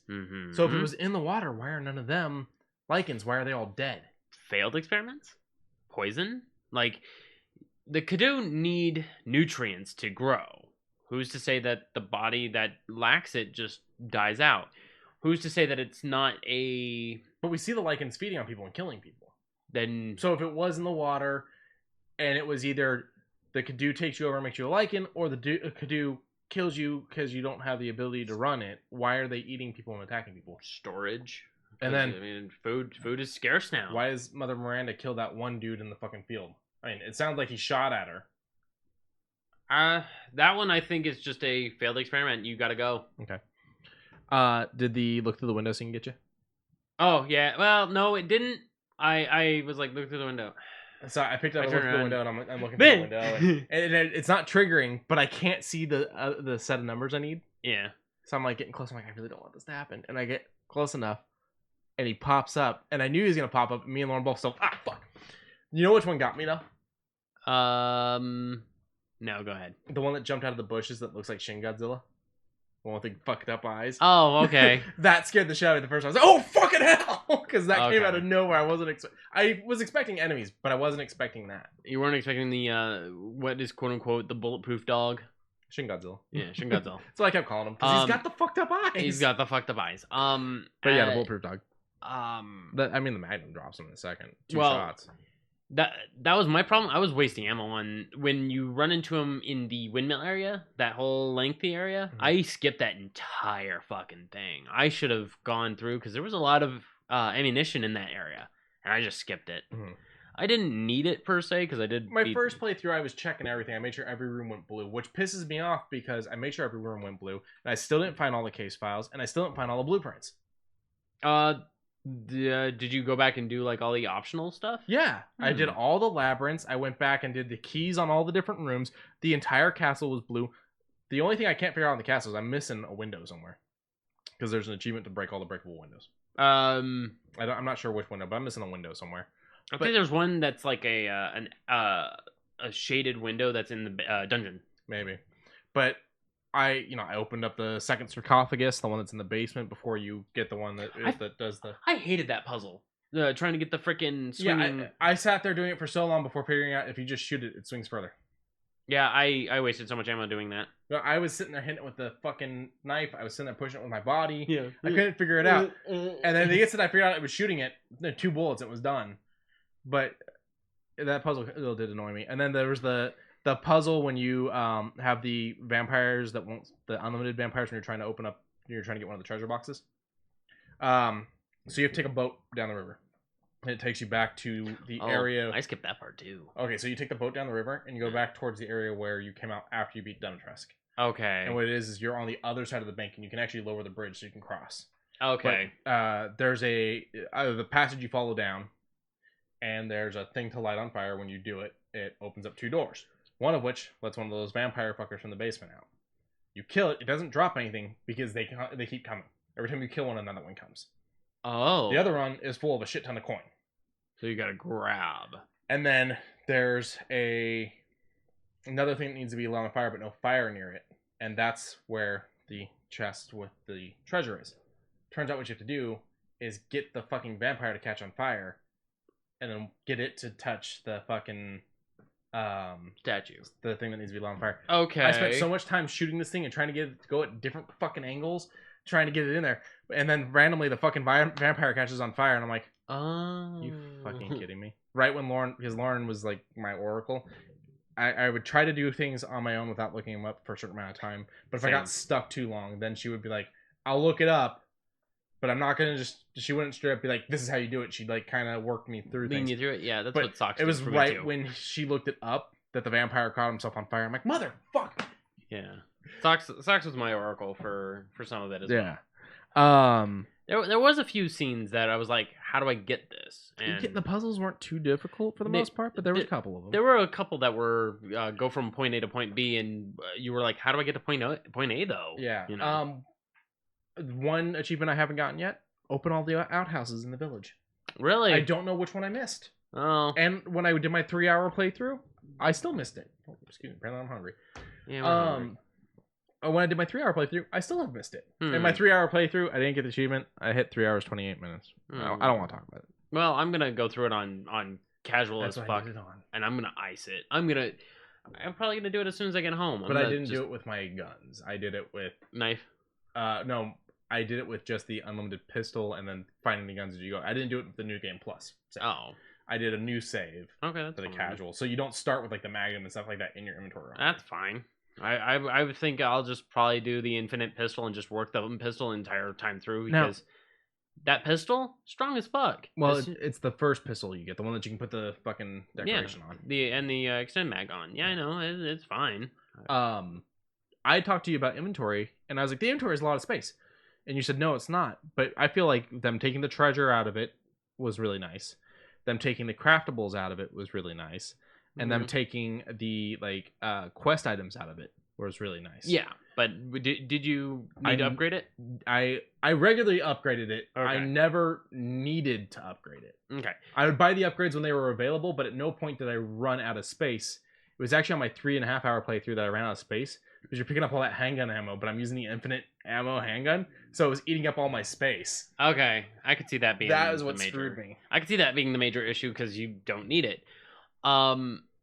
When I got, I believe it was the grenade launcher, I was out of ammo or out of space because its autofill was garbage. I had like holes all over the place, so I had to condense it all down. It's garbage because there's an achievement not to stack. Okay, I'll probably get that. Like there's an achievement to not maneuver anything or auto stack anything. So you have to be very careful about what you pick up and shit like that. That achievement's gonna be a bitch. It's gonna have to be on casual. It's gonna be on casual with the New Game Plus, where you have the biggest, so that way you're not doing it. Or just rock the pistol the entire time through. Don't even look at any other items. But then when you pick up if you pick up the handgun ammo, you're gonna fuck yourself because that's all gonna auto stack. Right. That's why I said don't worry about it. So yeah. The achievements are interesting. Yeah. Duke's a great character. I think he's my favorite character. Whoever voiced Heisenberg. Socks said sounds like Nicolas Cage. Oh no, for me, Jeffrey Combs, spot on Jeffrey Combs. Reanimator voices the Question, Justice League Unlimited. Okay, it's Combs. He was doing hard Jeffrey Combs. But Heisenberg brings up my second problem with the game. Okay. The game takes over. You don't get the kill shot on Heisenberg. It's auto done in a fucking cinematic. Yeah, it is. That is the biggest piss off with any game. I sat here and dealt with Heisenberg's fucking experiments, his puzzles. I'm a man with a giant fucking propeller on my face. His propeller monster, which kind of whooped my ass the first time. But when I did my 3.5 hour playthrough, I was on an easier setting. But when I did my 3.5 hour playthrough, I made that thing my bitch. Like he even fully destroyed the room before he was dead. Excuse me, sorry. And then I have to fight Robot Heisenberg twice because I have to fight him once, and then he does the fucking thing to knock you off. And the thing is he knocks me off, but I had fucking like 20 rounds in the sniper rifle. And so I just, at a distance, yeah, all right. And just took him out. But, so, to do all that, and to have the final kill be, a final shot, the killing shot, be a cinematic, not something I'm doing, a little kind of pissed me off. Yeah. Also, I want to make a mention, Ethan's an artist. Yeah, Ethan is an artist, despite missing fingers. Yeah. And that was something you brought up that I want to touch on. I don't think his death is connected to the recreation of Rose the death of Miranda. Oh no. Well, the death of Miranda was what started his downfall. Yeah, I think it's just she took too much out of him, not that she was keeping him alive. The mold was keeping him alive on its own. I think her ripping the heart out and just the whole battle, I think it was just too much. It finally pushed him. Yeah. Over what the mold can handle. Because, I mean, I don't know if you acknowledge this. His heart was still beating. When she pulled it out. Yeah. When she pulled it out, I was like, she just pulled out his heart. And it's like, yeah. And I was like, well, I knew either Ethan or Chris was going to die. And frankly, I'm glad it's Ethan. But can we talk about the fact of how low she grabbed? That's more like a kidney. Yeah. Like, it was like mid-mass. She grabbed real low. But more point out something that I was realizing. She's got... when she's doing that scene, she turns into crows to kind of fuck with them at one point. And you see that she was also the old hag and Mia and one other person, one of the villagers that helps him along. So that makes me realize she's been the crows you've been seeing. She's been watching you the whole time you're in the village. Yeah. But here's one. This is the one I wanted to bring up. This is the one where I said I'm not going to talk about it with you until pod. Okay. You run into Chris out by the water. Right. Before Moreau. Before you actually had to fight Moreau. Then you run into Chris in the bottom of Heisenberg's place, and he gives you the car to go destroy him. To go destroy Heisenberg. Okay. And then you play as Chris, who gets out of a truck outside the village, wearing completely different clothing, and has to walk into the village. I think Miranda was Chris the whole time, getting you to kill everyone, because she even says, I got you to kill all of them because they had to die to start the ritual. And she couldn't do it herself because then it would create an uprising in such a close quarters. And so she knew she couldn't take all 4 on by herself. But someone single-handedly handling them is different. So I think when Chris comes into your house and kills her, he's wearing that jacket. That's when she imprints on Chris. And that's why he's always wearing that jacket. But when he gets out of the truck, he's dressed completely different, and he's just now walking into the village with his team. So when he says that Mia wasn't her, it was Miranda. No, that was probably Mia. That was probably Mia. But Chris probably was not Chris. No. When Mia gets shot in the house, that's Miranda, because we find Mia in the basement as Chris. Mia's alive. Yeah, I know, but I'm just trying to figure out who was Miranda in that exchange. In the house? To you. In the house, Miranda is Mia. Okay. Chris comes in, thinks he kills her.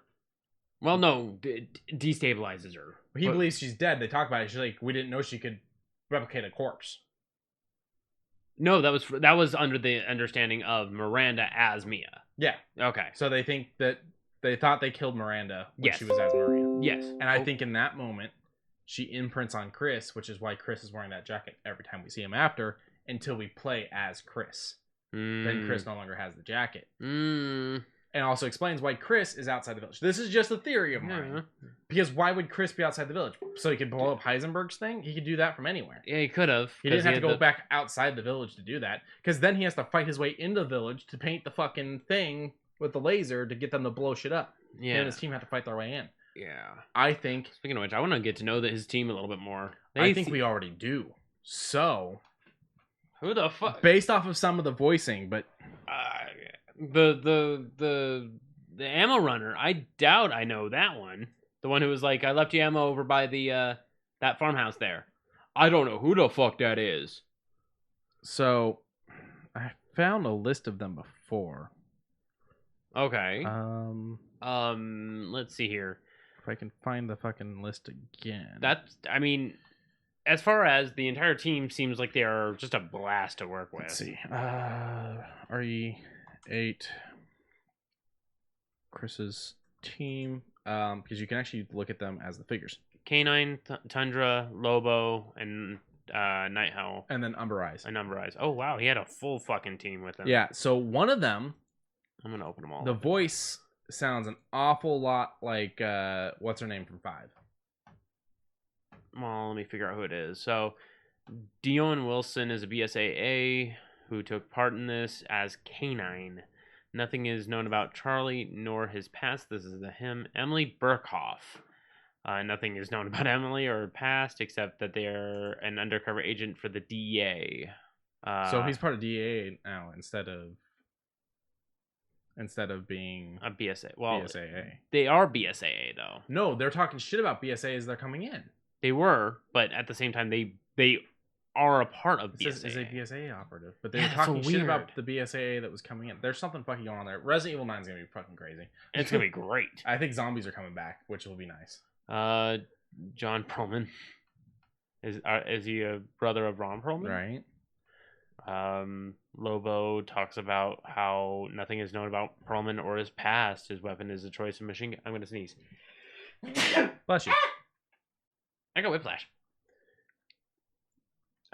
Charlie Graham, known as Night Howl. One of them makes a reference about Africa also. That one I did here. I think it's this one here. Rolando, also known as Umber. Chris finds Mia. Fears that he asks about where Miranda is. He responds that she is still in the ceremony site and being put. Yeah, this is the team. Let me go ahead and. Okay, so you don't think I don't remember characters from the other games very well, but none of these look familiar to me. Look familiar? No. Okay, because I was really getting the feeling that it was like pulling some of the people that we forgot about through the RE. I would need to go through. I would need to go through 6 again because 6 might have something. Yeah. Because that was when he was in BSA with Piers and him. What are they called? The Hound Wolf Squad, which is the most Japanese name in the whole entire world. They have a cool patch. I didn't realize. The Hound Wolf Squad. That is actually kind of cool. Kind of gives me the feeling of Metal Gear, but yeah, like this entire crew is just pretty much. So it says while the soldiers in this unit are trained BSAA operatives, the unit itself existed outside of the oversight of the BSAA and was effectively rogue. So yeah, BSAA got fucky, and so now he's pulled out and pulled people with him to go and fight them. Which is why he's like, they sent a bioweapon. We're gonna go talk to the Europe division. Yeah, and then just was like, well, we have one person that we got to kind of fix up here, and I just want to know. Okay, so date of birth August 2nd, 2020. When did she go and visit? Since the rescue, Rose grew up under the protection, supervision, and employ.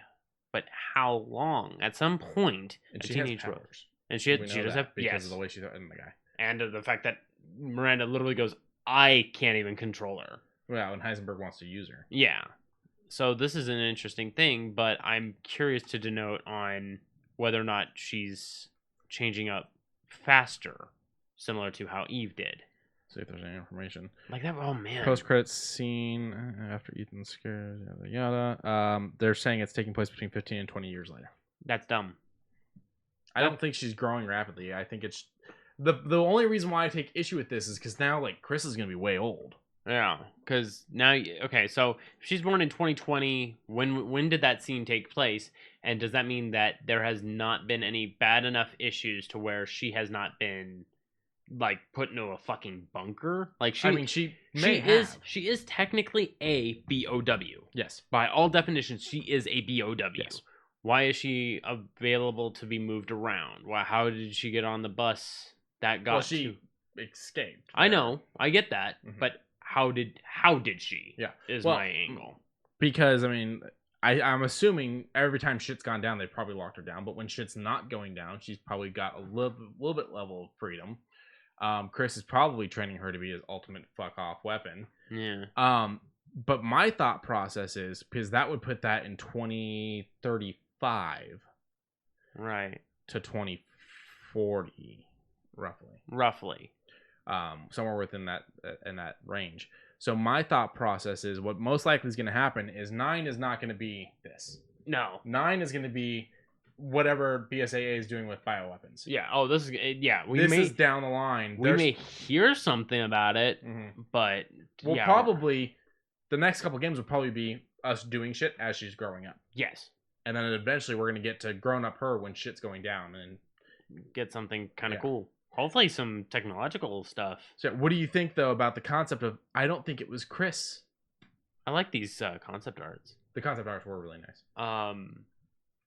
Okay. I think it was Miranda as Chris helping Ethan out so that he could take them out because she couldn't take all of them on at once. Because if she starts fighting one of them, the rest of them are going to know she's turning against them and they're all going to go after her. Yeah, but when they're worried about Ethan, they're not worried about Mother Miranda because Mother Miranda could do no wrong, so they're not paying attention. And then Sox brings up the thing of the final scene at the very end when the car is driving away. There's a person. Yeah, I noticed that also. I was like, they're driving towards a person, and Lauren's like, yeah, they are, and nothing happens. They broke down that, and it is Ethan's model, just as a placeholder.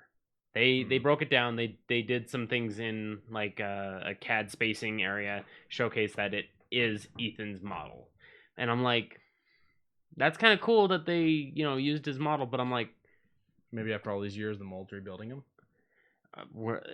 Heart, I don't know. I don't know how it works. I have no clue. We don't know where the heart is. Yeah, well, she did this whole thing with it. I don't know if she discarded it. I don't know. Squeezed it over her face. But the guy said, I wasn't able to get...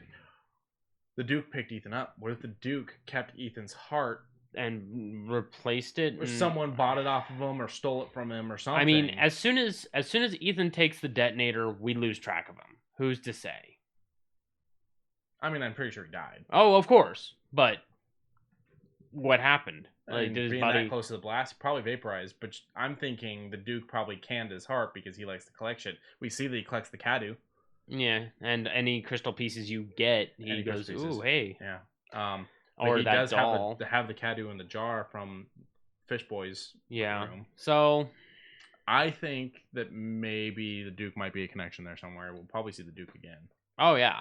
It's just I kind of hope because I really like Duke. Yeah, even if he turns out to be a bad guy later on, I mean, he was great for this game. And I'm like, what would he have gained by getting rid of anyone? I mean, he knew the village was tapped, so basically take down these people that fucked up a good thing for him and make some money off of Ethan in the process. Plus, if Miranda did piss him off, he doesn't want her to win. Fair enough, but at the same time, he would try and push both sides. He wouldn't try and push one. I mean, there's money to make off of Ethan. There's nothing to make off of the others because the others are going to use their powers. Right. He's all about the money. Right. And Miranda and all them. I'm not talking Miranda's side. I'm talking like the BSAA, the falsifieds. I don't think he has anything to do with it. I mean, like, why would he say, "No, I'm not worried about them. I'm worried about this one guy."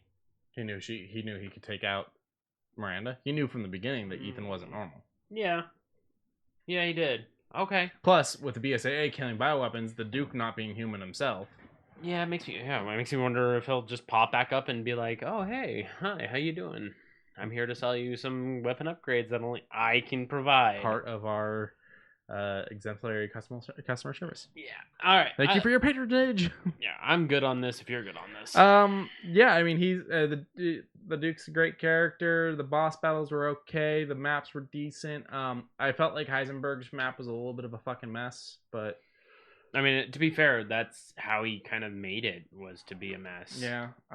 It was just a giant strip of metal working, mining, refining, and building. That's all that was meant for. I liked the explanation behind the powers to keep it in the realms of bioweapons and whatnot. Mm-hmm. So, all in all, enjoyable game. I've played it twice. I'll probably play it a couple more times.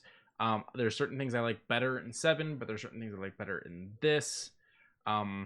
Just when 9 comes around, don't take the final kill from me. Yeah. The kill shot from me. Yeah, one of the kill shots, because the final one, you get the final one. Yeah, I'm fine with Ethan killing the fucking Metamucite. Fuck that thing. Yeah, fuck that thing. The big fucking fetus. It's a baby. All right, so we got news for you guys. We're gonna hit that, and then we'll wrap this all up. Yep. So Nintendo Switch and Best Buy did a little bit of a handshake, and there's a new color that is what I like to call Best Buy Blue. Yeah. Remember when they did the special controllers for Xbox, but they went to the wrong places? So Best Buy Blue ended up, I think, at GameStop. GameStop's Red ended up at Walmart. And I don't remember what the fuck Best Buy got, but it wasn't the blue. Oh. But the Xbox controllers went to like the wrong places. Oh. But even still, a pretty nice blue. It's like a blurple. It's not really like a full blue. Yeah. But it's a nice one. Just wanted to, I guess, quickly gloss on it. Yeah, there's a new light out there. It's $200 just like the other ones. If blue's your favorite color and you want a light, go ahead and grab it. Yeah. I having a Switch naturally is comfortable, and I sometimes have it all together with the Joy-Cons on the handheld portion, and it's fine either way. It's not heavy. I honestly thought it was going to be like one of those tablets that was going to be a little unruly with the Joy-Cons, but the Joy-Cons click on super stern, doesn't really shake around. Everything's fine. It's great. All right. Boop.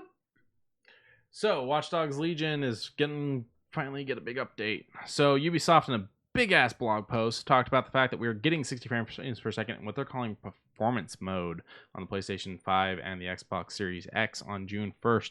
along with the ability to do same console family crossplay, which means Xbox One players can play with Xbox Series X and S players, and PlayStation 4 players can play with PlayStation 5 players. No cross console, but I have a feeling the holdout there's probably PlayStation. But this is kind of a big deal. You get to play with your friend if your friend didn't get to buy the new console. Cool. And we're finally getting the ability to play with friends because they've had to pull that out because it was causing issues. Yeah. So soon we might be hitting up some new tags in our little description, and I'm happy that they're including everyone, but I'm afraid. I'm very afraid of this. You think it's gonna become clickbait? A little clickbait. I'm okay with clickbait because at least with clickbait, there's no discrepancy of falsehoods. It's going to be a little bloated. Full online. Yes, if it's full online, then it's not clickbait. Then it's just straight up you're lying. But that raises up the other issue. But the main issue I have is you want inclusivity with your tagging system, and I like that. I'm all here for it. I am gracious for it, but you're going to run into that toxic side that's going to be like, I'm tagging all of these just to see how many people I can get with this, not in a clickbait way, but in a negative, toxic light. Yeah, I mean, but the great thing is then those fuckers get banned because Twitch doesn't allow you to. I'm hoping be like that. I'm hoping because there's some people that have not gone down for the things they've said that should have, but for the most part they have. Yeah. Hell, some of these people have gone down. We still don't know why. But it's over 350 new tags, including things for gender, things for sexual orientation, things for race, things from nationality, things for ability, things for mental health. Yes. All kinds of good stuff. Yeah. And mental health is one of those things that I feel like gets left off the table with a lot of things. So to hear that they're doing a mental health section is actually really nice. So I'll be able to tag it with what I've got, which is ADHD and depression, and hopefully that will pull in some people. I mean, I'm not trying to force our audience. No, it's more saying if you have it, I have it too. I understand what you're going through, type of thing. Yeah. Maybe not exactly, but enough that I get it. A mutual understanding. Yeah.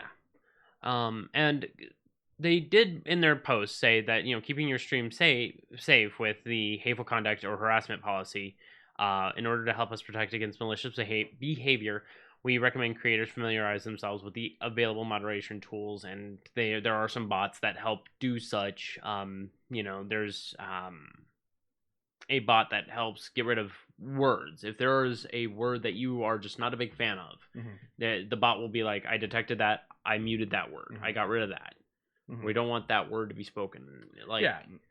Certain terms work both as a regular word or as something harmful or something inappropriate. Yes. And there's already the big words that are obviously not allowed no matter what, but there are some that because of the duality slip through cracks. Yes. And I'm hoping that with these new tags, I'm hoping that all communities come out better and stronger and with more forward intentions on knowledge, allies, so on and so forth. I don't want to click onto Twitch one day and see that half of it's gone down because of misappropriation or misunderstandings. That's the one thing I just really don't want to. Yeah. But otherwise, I think all in all, this is going to be a good thing. I think there's going to be a lot of good, and it's kind of like when there is a change, people try to use it for hate. Normally, it backfires on them because they just outed themselves, and we all get to go, "You're out," Yeah. So there'll be rocky moments, but all in all, it'll be for the better. I'm hoping so. Bada boop. So we just went through a little bit of a gameplay trailer for the new operator and their gadgets, and I'm not a big fan of this. Rainbow Six Siege. On Rainbow Six Siege, yes. And I'm not a big fan of this, and the reason why I painted you were sounding interested at first. I'm interested, but it makes one of my favorite players, one of my favorite operators, not obsolete, just lesser.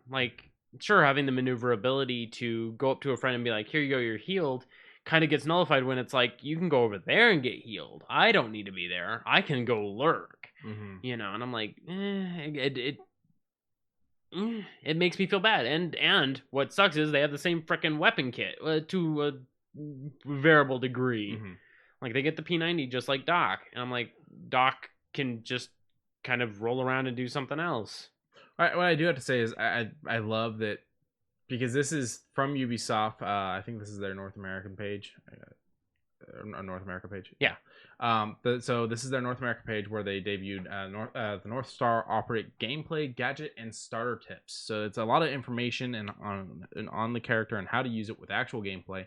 But more so, they got someone that can fucking play the game. Yeah, they hit up the PvE servers and they make it sure that the characters are going to be played more proper, so that way you're not wondering what they look like, how they're going to play. And they even show the dynamics of wall destruction, which, because whenever you would melee a bit of wall, it would only leave like a small little peephole. But now they're like trying to get that perfect angle. Nah, screw all that. We're actually going to have walls break down, so that way you can get through it, so that way you're not sitting there. And then the other operator is Melusi, which is similar to Mute, which is a bit not great to me. It's a camera that disables anything that's in a very small range.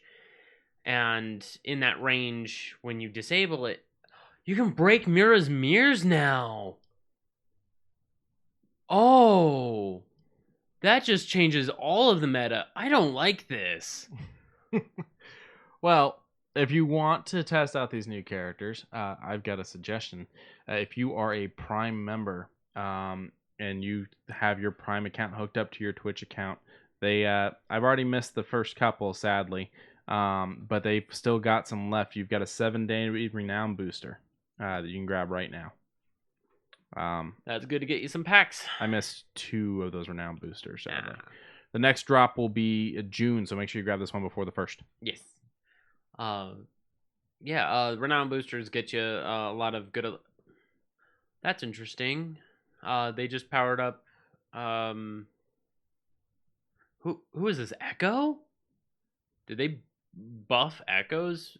Interesting. And they just rechanged Favela. Favela was one of my favorite maps because it had 2 very spacious areas that were separated, and they kept it connected through like an overpass area. Now it seems to be a bit more condensed, which I'm okay with, because having a condensed map means less to try and figure out where the bomb or the hostage is, and I'm okay with that. No problem. The main issue I have with map changes is having to learn all the callouts and teamwork efforts. Yeah. Good thing though is if you have a team you're regular with, it's not going to be too bad because you can learn together and you'll help each other out and whatnot. Yeah. I don't know. I fell out of Siege a little while ago. I don't know if I'm going to come back, because now having 2 champions that kind of make 2 of my favorites kind of useless. It kind of sucks. I'm not happy for that. I'm a Mute main. I'll back up with Doc. I know Goon played Doc, and this would probably take him off too, because it's like, what's the point of playing someone who has 3 heals when your little dispensary keeps healing? Like, I don't know. I'm over it. So I'm a big fan of Dark Souls, Bloodborne, any Souls-like game. And Quincey just enlightened me on a game called Lies of P. A bit of a strange name, but damn, the screenshots itself make it look marvelous. It looks like it is a Pinocchio story where you need to, quote-unquote, find Geppetto. And it looks like a nice Renaissance style. You go to a festival, and dark corridors, street lamp is the only thing you got for lights. It's gonna be great. Yeah. I'm here for this game. I'm gonna throw it on my wish list as soon as I get on my phone, and I will probably keep an eye and ear out for it. Well, they dropped a trailer, or at least a teaser. They gave us a little bit of like the story and the concept of you're trying to find Geppetto, you're trying to become human, yada yada, but it's also described as Souls-like, which I know is gonna really be a big thing for you. But here's the other thing: we have the Steam up, but it's also coming to console. Is it? Yes, we're gonna get it on the Xbox and the PlayStation. If I could, I'm pretty sure. Also, happy Sunday. Oh, it's happy Sunday, all. Thank you. I'm not seeing it on here now.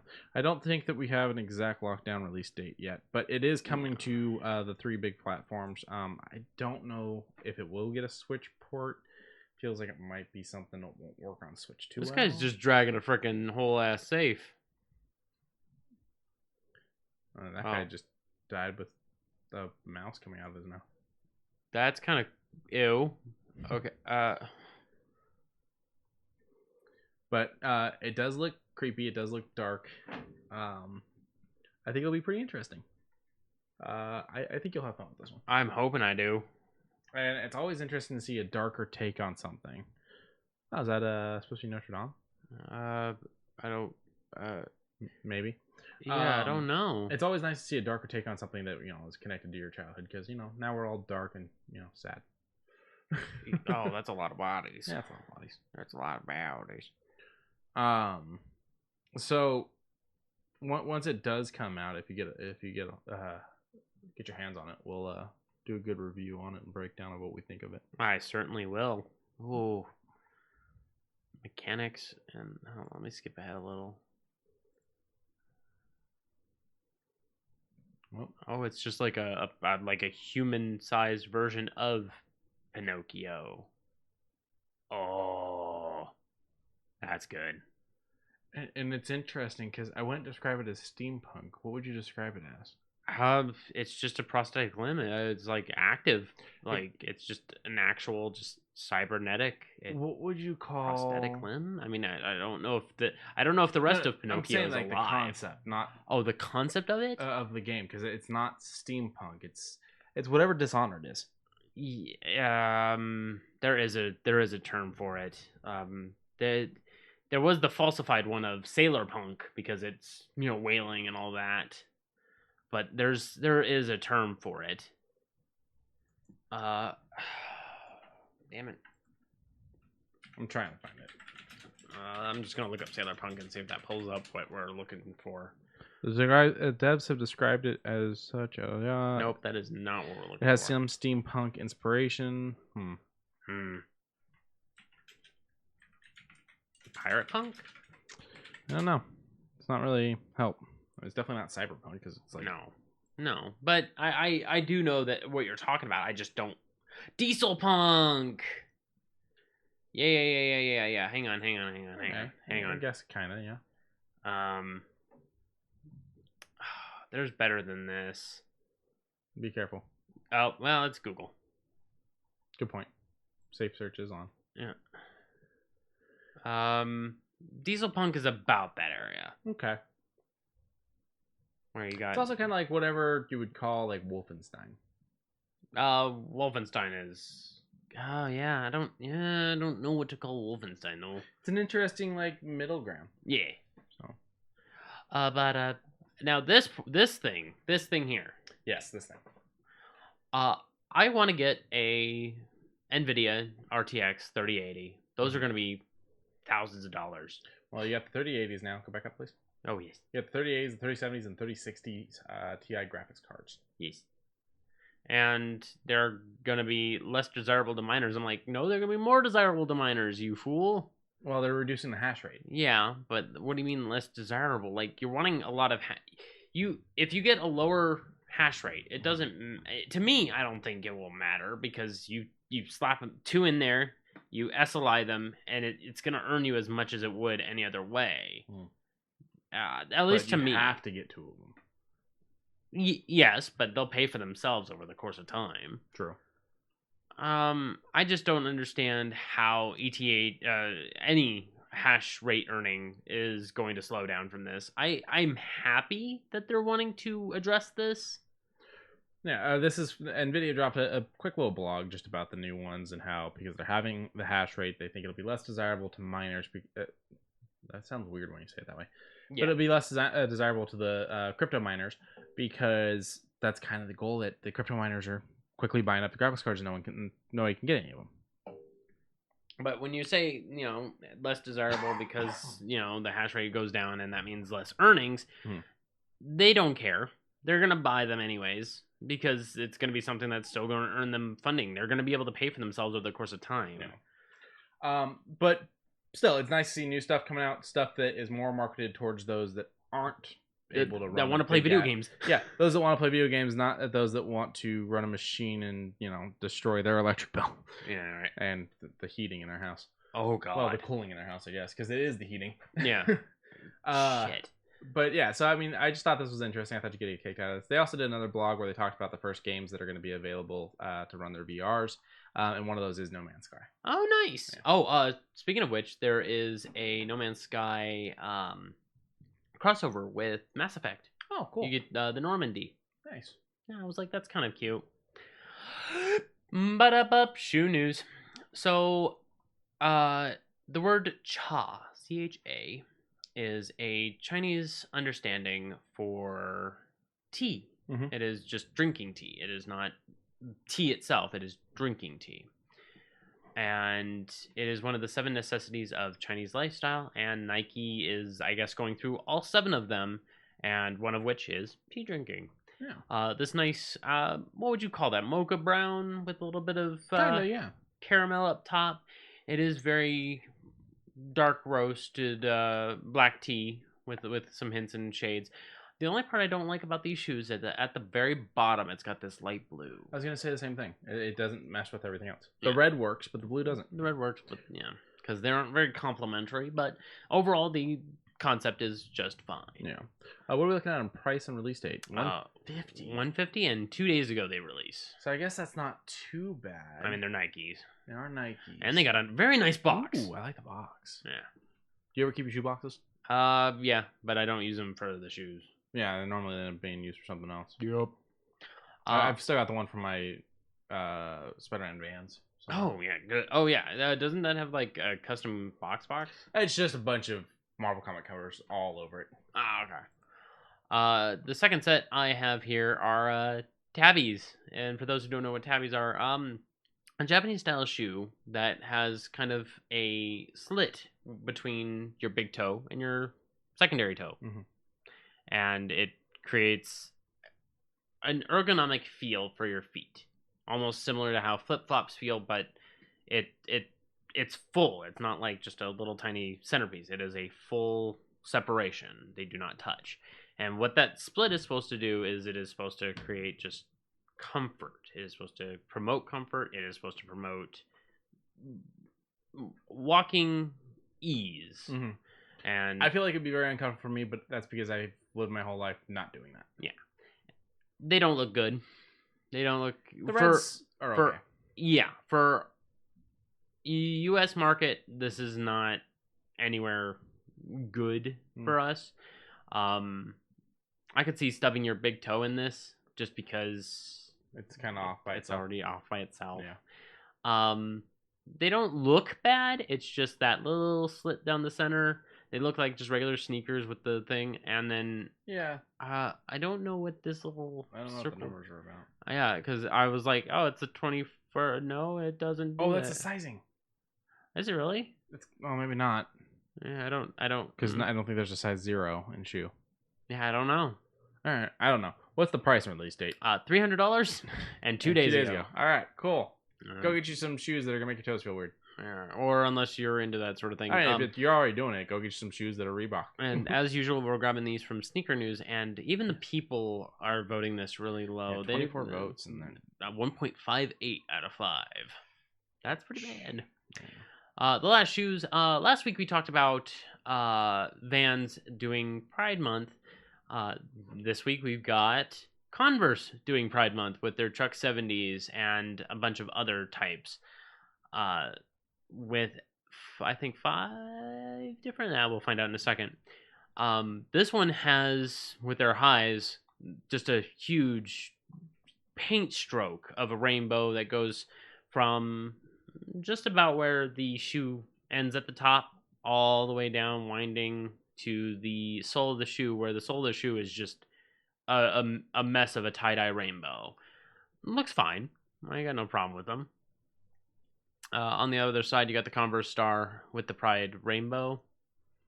Okay, there is different ones. The next one is the Pride rainbow going up the back all the way up to the pull strap, and then on the bottom you got orange and red sole texture. I don't know what to call that. What do you call this? It almost looks like foam to me. Yeah, it almost looks like foam. And I really don't like that it goes up the heel. Yeah. I don't like it going up the heel. They should have just put the star on the back and left it at that. It looks weird going up the heel. Oh, okay. So each shoe is different. On one shoe you got the orange red. On the other one you got purple and blue with the different color stars. And that's I'm not saying bad, but it's a little strange. Now this one's actually kind of nice. It is a couple of kind of labyrinth vibes with the hands with the eyes, but I don't think it's supposed to mean that way. But some flowers and butterflies in beautiful colors on a stark white. Same issue that you always have, that you're not happy about the dirt showing on it. Yeah, I'm really bad about cleaning my shoes. My brother can do white shoes. He's really good at keeping his shoes clean, but I'm bad at making sure I scrub them down every day. Gotcha. And then on the bottom of the shoe, it is just the pride flag. Yeah, the rainbow. Easy peasy. These ones look nice. This one has a little bit of abstract. It is very warm colors. There's no deep colors here. No high brights. No low darks. Yeah, they're not pastel. No, it is. But it is very. It looks like canvas. Because I think, well, that's the material, but it looks like canvas. It has an abstract feel with a rainbow, similar to the very first shoe that I talked about. And then on the bottom, it's just the pride flag once again. Yeah. It's cool to see companies getting into this. And then flippy floppies. Yeah, I'm not a flip flop fan or a sandal fan. I don't even know if you can call these flip flops because they don't have the thong. I don't know what they would be called. But they kind of represent some of the previous designs all kind of mashed together. Yeah, because you got the abstract here, and then you got the eyes with the hands here, and then you got the rainbow, of course. And all of these, I believe, are on the website at different prices. Let me go see if I can't grab those for you. I don't know if they're out yet. Dude, the entire collection is now available on Converse. Okay. It's just I'm hoping that it's right there. Boom, there we go. So the Chuck 70s, the first ones I talked about 95, the second ones I talked about 115, third ones I talked about 70. Get out of here. Fourth ones are 65. Fourth ones are 65, and the flippy floppies are 30. Oh, they got some other ones that weren't featured on that. Oh, they do. The Custom Pride Chuck Taylors 75. They're a nice black with the pride flag. Oh, see, I like the black with the rainbow laces. Yeah, I kind of like that. And then, oh wow, this collection is huge. Go check it out. Comforts.com. Yeah, plenty to check out there, guys. And that's it for that. All right, we got a new comic coming at us from people over at Dark Horse called Lucky Devil. A down in his luck schlub is possessed by a malevolent demon. Just when he thinks things can't get worse, the exorcism goes wrong. And he finds that somehow he's retained all of the entity's supernatural gifts after a path of revenge on all those people that helped that had wronged him. He begins to gather worshippers and form a cult. But the legions of hell don't take kindly to this, and they send demonic agents to murder the schlub turned god before he gains too much power. This sounds like it's going to be a blast. The first issue comes out August 4th. It's going to be $3.99. It's 32 pages, but this is a mini series, which means it's going to have an end. It's only going to go so far. So make sure you guys check this one out from Dark Horse. If you can, make sure you grab it from a local comic brick and mortar shop. But if you can't do that, then go ahead and order it from their website or see if there's a digital copy. They do say this fits well for fans of Sixth Gun, Harrow County, and Lock and Key. I've read the Sixth Gun. It's interesting. It's pretty decent. We've talked about Harrow County on here a few times. We've talked a little bit about Lock and Key as well. I've read a little bit of Harrow County. I've collected a few of the covers, and I'm a huge fan of it so far. I'm a little jumbled on it, but it doesn't seem to be directly volumized. there are bits and pieces that are hinted as you carry on. But I'm hoping I can get the whole entire thing in just one go, somewhere down the future. Because, I mean, warning for those in the chat, this is going to be grotesque, but the covers are just stellar. This is the Omnibus, which is coming out next month. Oh, good. Oh, good. Yeah, I'm probably. It's only 32. Yeah. But this is volume 2, so. Good. All right, what else we got here? I don't know. I just hit home, and I just want to take a quick On peek. next, but yeah, you can take a quick peek. They got another Far Cry comic coming out. They've done a few of them. They've done, Dark Horse has done a lot. A Stranger Things subsidiary. I mean, they do okay with the IPs, but personally, I like when they do originals, like Hellboy and BPRD. Oh, the BPRD is great.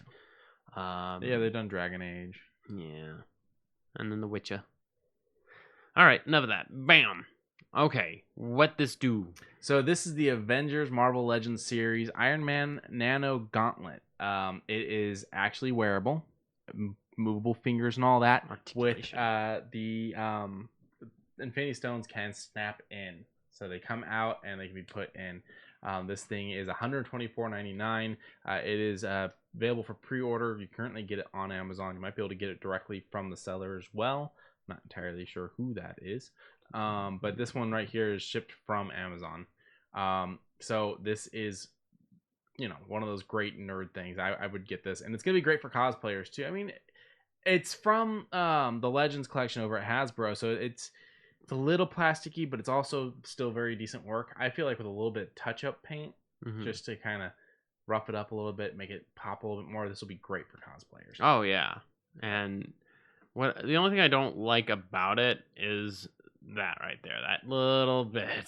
They made it kind of fabricy in the middle so that the thumb can bend so you can snap. But yeah. I mean, they got to do it because if it's all plastic, you won't be able to bring your fingers in right to do it. Yeah. Well, if it just had a ball joint right there. Yeah, but then you're talking about upping the price even more. It's already $125.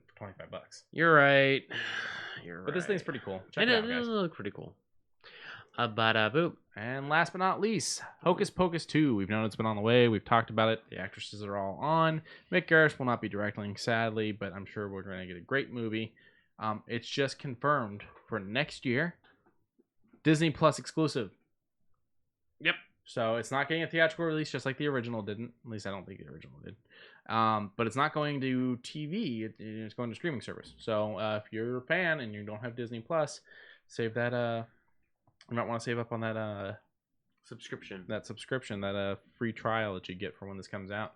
Or try it now and see if you love the streaming service and just buy the whole year. Yeah, why not? There's a lot of good things on there. I get sucked in plenty with Simpsons just with that alone. DuckTales. Yeah, and they finally fixed the ratio on Simpsons, so you're no longer getting your sight gags cut off. Oh, good. Yeah. So that's it though. We went a little lighter on the news because we knew we were going to talk about Resident Evil for like an hour and a half, which we did. Which we almost did, yeah. So it was a good game, and it was a lot to break down. And I mean, we could have kept going. There was a lot in that, of which, such as when. Okay, let's actually go back real quick. What happened to Ethan's car at the beginning of the game to get him quote unquote free? Oh, Miranda came back to life. Okay, that's confirmed, yes. But what happened? Because there were supposed to be 2 people with them. Where's the other person? What happened with? You think so? Yeah, I mean, she's killed other people. She's sort of drained hearts over. She could have also found the Lycans. She may have had the Lycans help jump the place. It just would have been nice to have a little bit of light on that. A little bit, yeah. But, no. But with that, we will stop harping on Resident Evil for now, because I'm sure we're going to cook up even more theories when we play the game a couple more times, and we do have plans to eventually sit down and watch the CG movies that I haven't seen, because I've only seen one of them. Yes. So, with that, we wanted to ask you guys to make sure you like, subscribe, tell a friend, tell an enemy, follow us wherever podcasts are, or come and check out the Twitch stream where you can actually talk to us. Yes. Shoot us a subscription here. Check out your Geek Grind. You could also support some great charities with the Hub and Bundle partner, and follow us on Twitter and Instagram. Yeah, actually, I'm gonna do just one little thing. I'm sorry, because I want to say they have a bundle right now that's actually really cool. I think it's Bandai Namco. Yeah, Best of Bandai Namco bundle. There you go. Plenty of games there. And you start out with Pac-Man for the win. Yeah, Tekken 7 for $12, along with Tales of Berseria and Katamari Damacy. And then a little further down, you got Tales of Zesty Tacos, Little Nightmares. Rad, and Little Nightmares Complete. It's Tales of Zestiria. Yes, Tales of Zesty Tacos. Next. Oh, that's it. No. Oh, Code Vein. Code Vein and Project Cars. And what charity does this go for? This goes for Active Minds. And whoever you have if you are a Humble Choice member. That is correct. Code Vein is a really good game, and $20, that's fair. That is actually beyond fair. Yeah. It is maybe 25 hours of gameplay for $20. That ain't bad. Alrighty. With that, we will see you guys next week. I do believe next week puts us at doing our late cast as a yes. Next week is the 30th, so we will be watching the AEW pay-per-view, Double or Nothing, I do believe it is. I could be wrong. And we will do a late... In short, it's that thing of which is a Las Vegas saying. Yeah. Because we'll it's be all doing, more. Yeah. We'll be doing the AEW... Well, I mean, the first one was here. We'll be doing the AEW pay-per-view, so we'll be going late after the pay-per-view, where we will talk a little bit about the pay-per-view and do the regular news and movie reviews. Yes. So until next time, guys. Bye-bye.